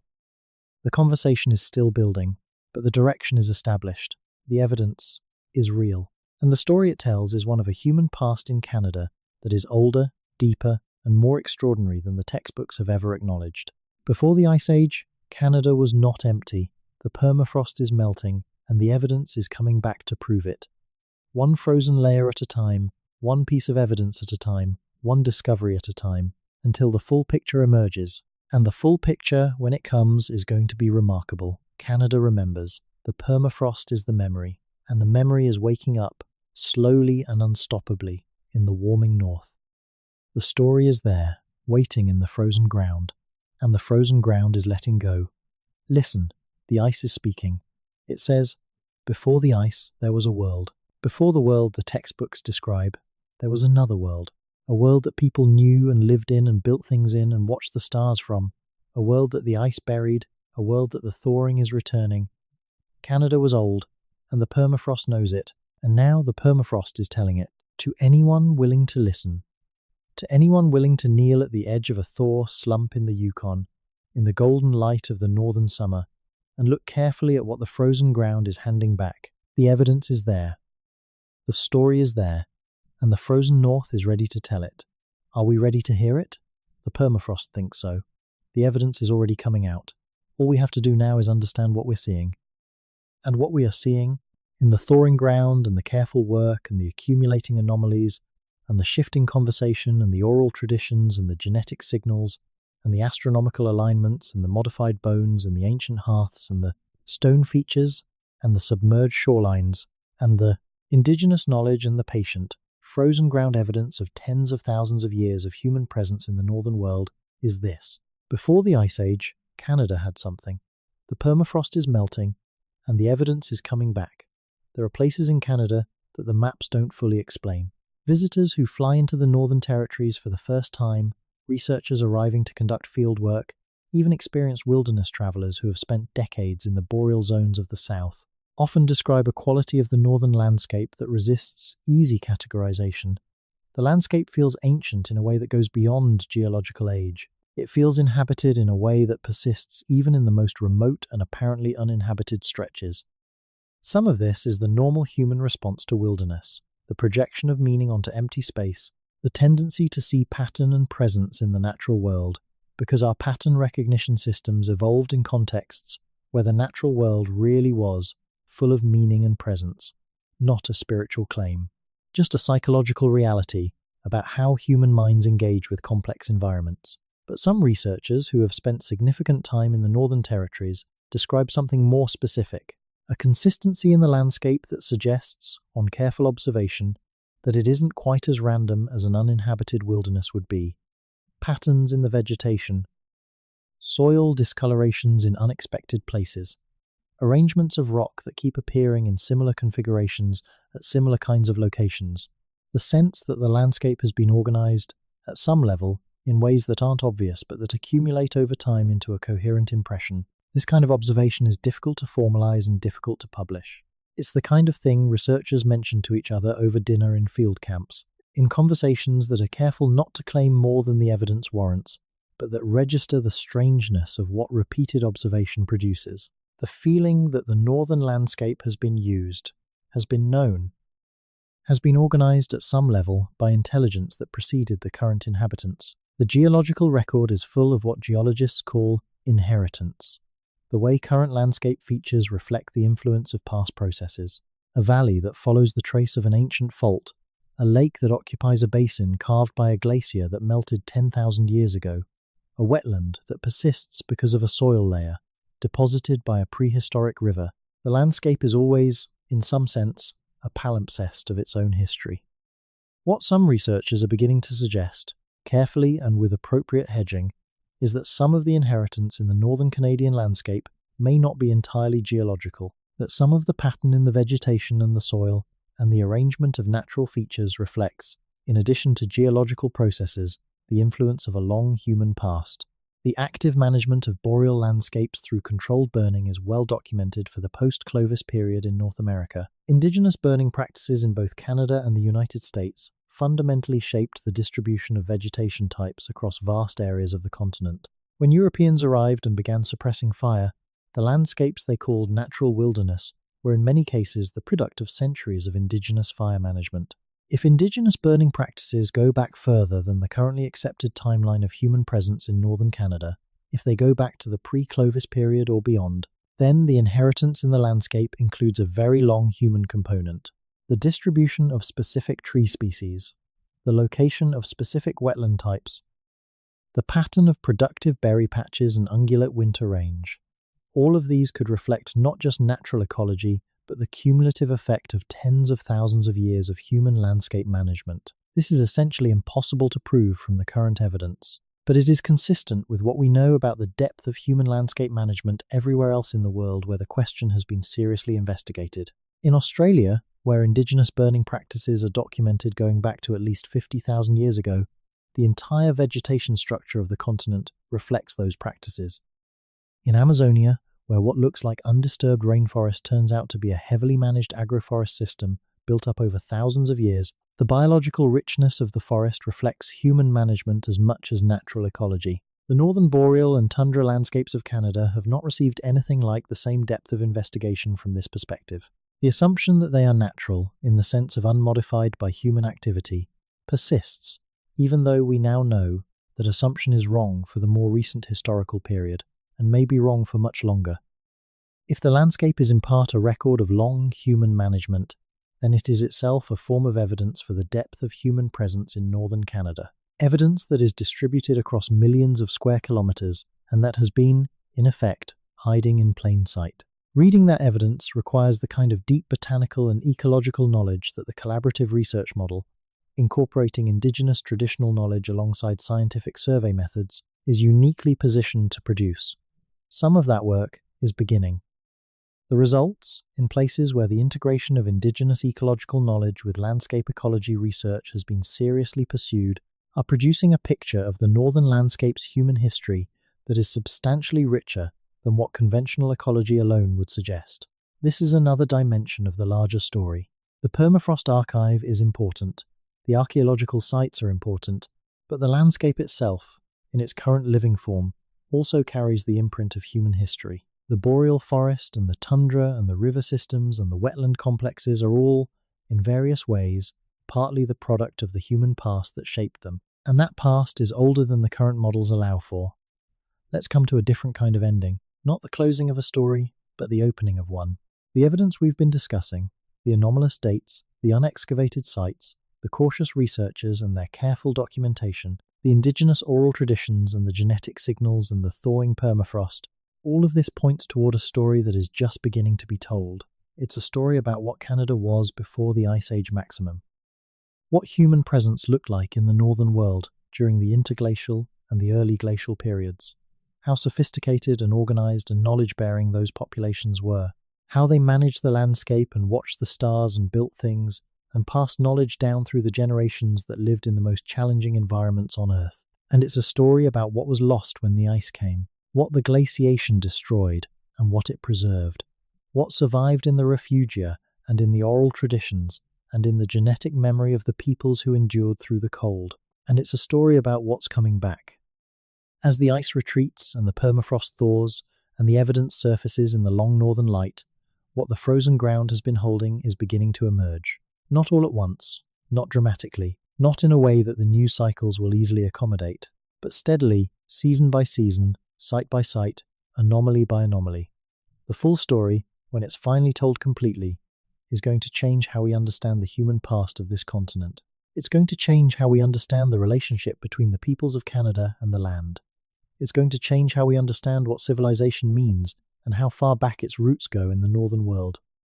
And it's going to be told by the collaboration of researchers from multiple disciplines and the communities whose ancestral territory is the setting for the revelation and the emerging technologies that are making it possible to see what the frozen ground has been holding. It's going to be told over years and decades, in published papers and in public conversations, and in the changing consensus of a discipline, confronting evidence that it wasn't prepared for. It's going to be a long story, a complicated story, a story full of the usual scientific debates about methods and interpretations and the significance of specific findings. But it's going to be an extraordinary story. The story of a civilization that the ice buried, and that the warming is bringing back. Canada is older than we thought. The human past of the North goes back further than the textbooks say. The permafrost is the proof, and the permafrost is melting. Listen to what it says as it thaws. It says, "We were here, before the ice. In this ground, in these frozen rivers, in these ancient sediments that are surfacing now in the warming world, we were here. We knew this land. We built things. We watched the stars. We managed the rivers and the forests. We lived here for longer than your history allows. The ice came, it buried what we made, but it kept it, and now the ice is going, and what it kept is coming back. The evidence is in the frozen ground, and the frozen ground is thawing. Canada remembers what happened before the ice. And slowly, season by season, the rest of us are beginning to remember too. This is just the beginning of what the permafrost has to tell us. The greatest discoveries are still in the frozen ground, waiting for the thaw that is already underway, waiting for the researchers who are ready to receive what the ice is giving back, waiting for us to be ready to hear the full story of what Canada was before the Ice Age buried it. The permafrost is patient. It has been patient for tens of thousands of years, but the warming is impatient, and so the evidence is coming whether we are ready or not. The question is not whether the story will be told. The question is whether we will be listening when it is. The frozen North is ready. The evidence is surfacing. And Canada, older than we knew, stranger and deeper and more human than the standard history allowed, is remembering itself. In the thawing ground, in the golden northern light, in the careful work of the researchers and the living memory of the communities, and the genetic record and the landscape itself, Canada is remembering. And what it remembers is older than the ice. Before the Ice Age, Canada had cities is perhaps too simple a phrase for what the evidence is suggesting, but it captures something true. It captures the sense that the land was not empty, that people were here, that they organized their lives and managed their landscapes and encoded their knowledge in stone and bone and the memory of the stars. That is civilization, not in the narrow sense of cities and writing and bureaucracy, but in the deep sense of organized, sustained, transmitted human knowledge of a specific place that existed here, before the ice, and the permafrost is melting, and the evidence is coming back, one frozen layer at a time. This is where we are. This is what we are learning, and this is why it matters. The ground is speaking. Are you listening? There is a word in several Dene languages of the Northwest Territories that has been transliterated into English in various ways, but that loosely translates as something like the time before the cold arrived. The specific referent of this phrase has been debated by linguists and anthropologists. Some interpret it as referring to the end of a specific cold season, a winter more brutal than usual, a reference to a lived experience within human memory. Others suggest the phrase encodes something much older, a reference to the geological transition at the end of the last interglacial, when the temperature shift that initiated the Wisconsin glaciation began to change the character of the northern landscape in ways that peoples who had lived there for a very long time would have perceived and remembered. Whether any human oral tradition actually preserves memory of that transition, of the geological moment when the interglacial warmth began to give way to the glacial cold, is a question that is essentially impossible to resolve with the tools currently available. The transition was gradual enough, occurring over thousands of years, that it would not have presented itself to any individual or even any generation as a single dramatic event. Instead, it would have appeared as a slow accumulation of changes, winters arriving earlier, lasting longer, summer growing seasons contracting, plant communities shifting, animal distributions changing, the margins of the ice sheets expanding year by year in ways perceptible only over the scale of many lifetimes. But human populations living in landscapes undergoing that kind of slow, catastrophic change would have noticed. They would have talked about it. They would have encoded their observations in stories that were designed to be transmitted across generations. The observation that the land was different than it used to be, that it was getting colder and more challenging, that the margins of the known world were shrinking as the ice expanded, would have been the kind of information that demanded preservation in oral tradition. And if those traditions survived, even in attenuated form, through the long cold of the glaciation and the disruption of the deglaciation and the population reorganizations of the early post-glacial period, something of that original observation might persist in the oral literature of northern peoples today. Some researchers who have worked with northern oral traditions in the context of geological history have suggested that they see traces of exactly this kind of long-duration memory in the stories that describe the land before the cold, the world that existed before the landscape took the form that current tradition knows.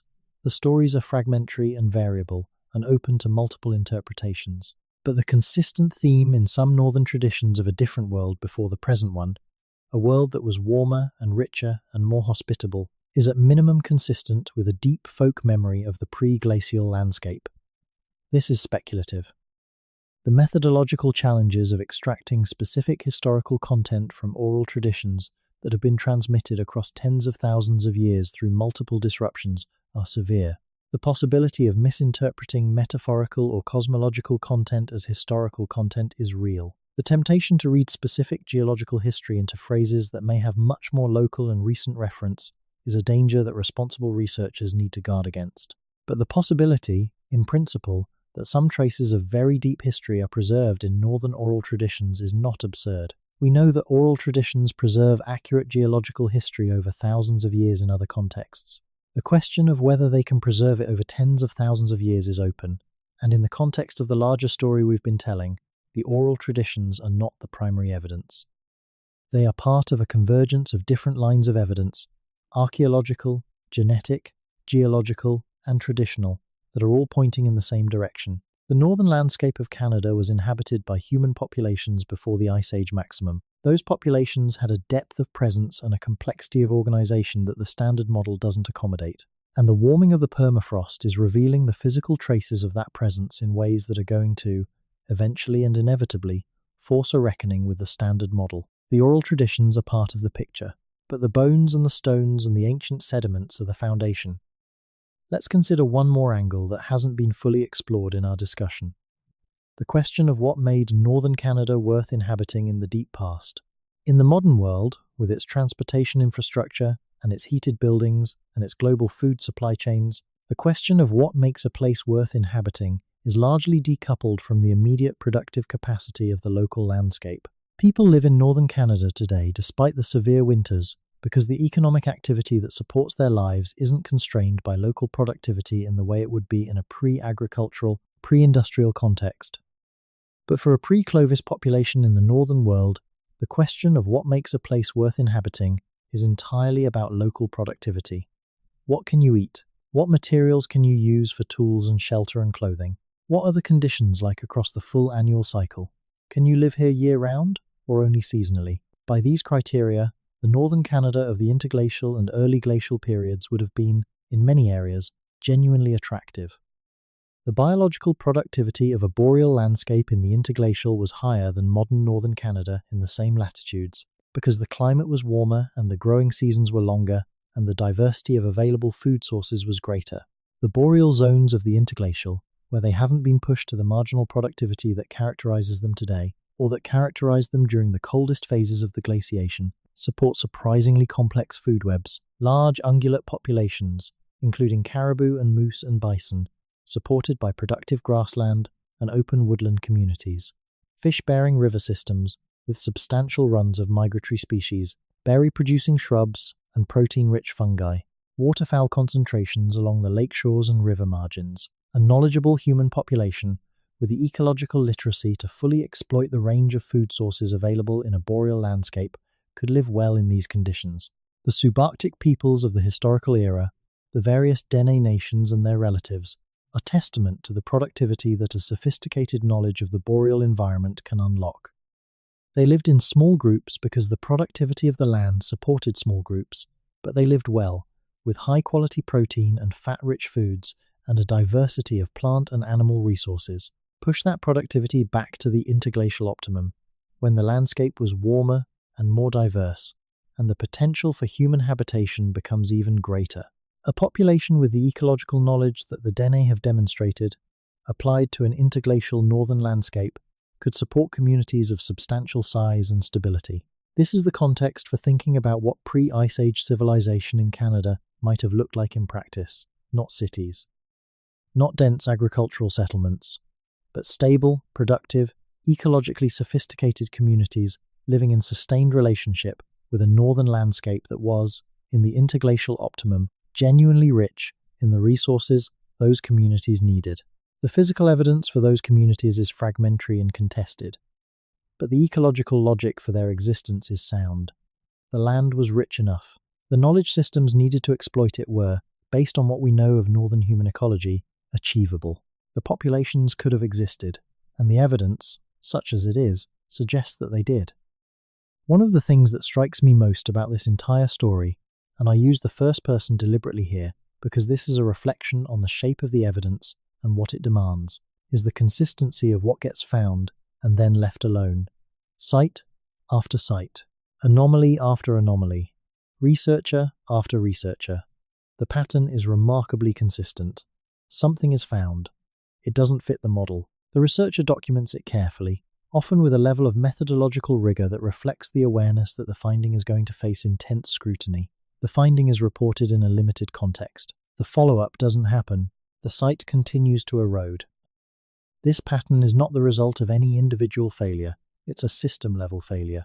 The system of academic archaeology in northern Canada is not configured to respond adequately to the rate and distribution of anomalous evidence that is currently emerging from the thawing permafrost. Fixing that system-level failure requires changes at multiple levels. Funding structures need to respond faster to emerging evidence. Institutional risk-sharing mechanisms need to make it safer for researchers to publish controversial findings without career damage. Collaborative frameworks with Indigenous communities need to be formalized and resourced. Cross-disciplinary training needs to be expanded. And the community of practice in northern Canadian archaeology needs to collectively reckon with the possibility that the model it has been working within is significantly wrong.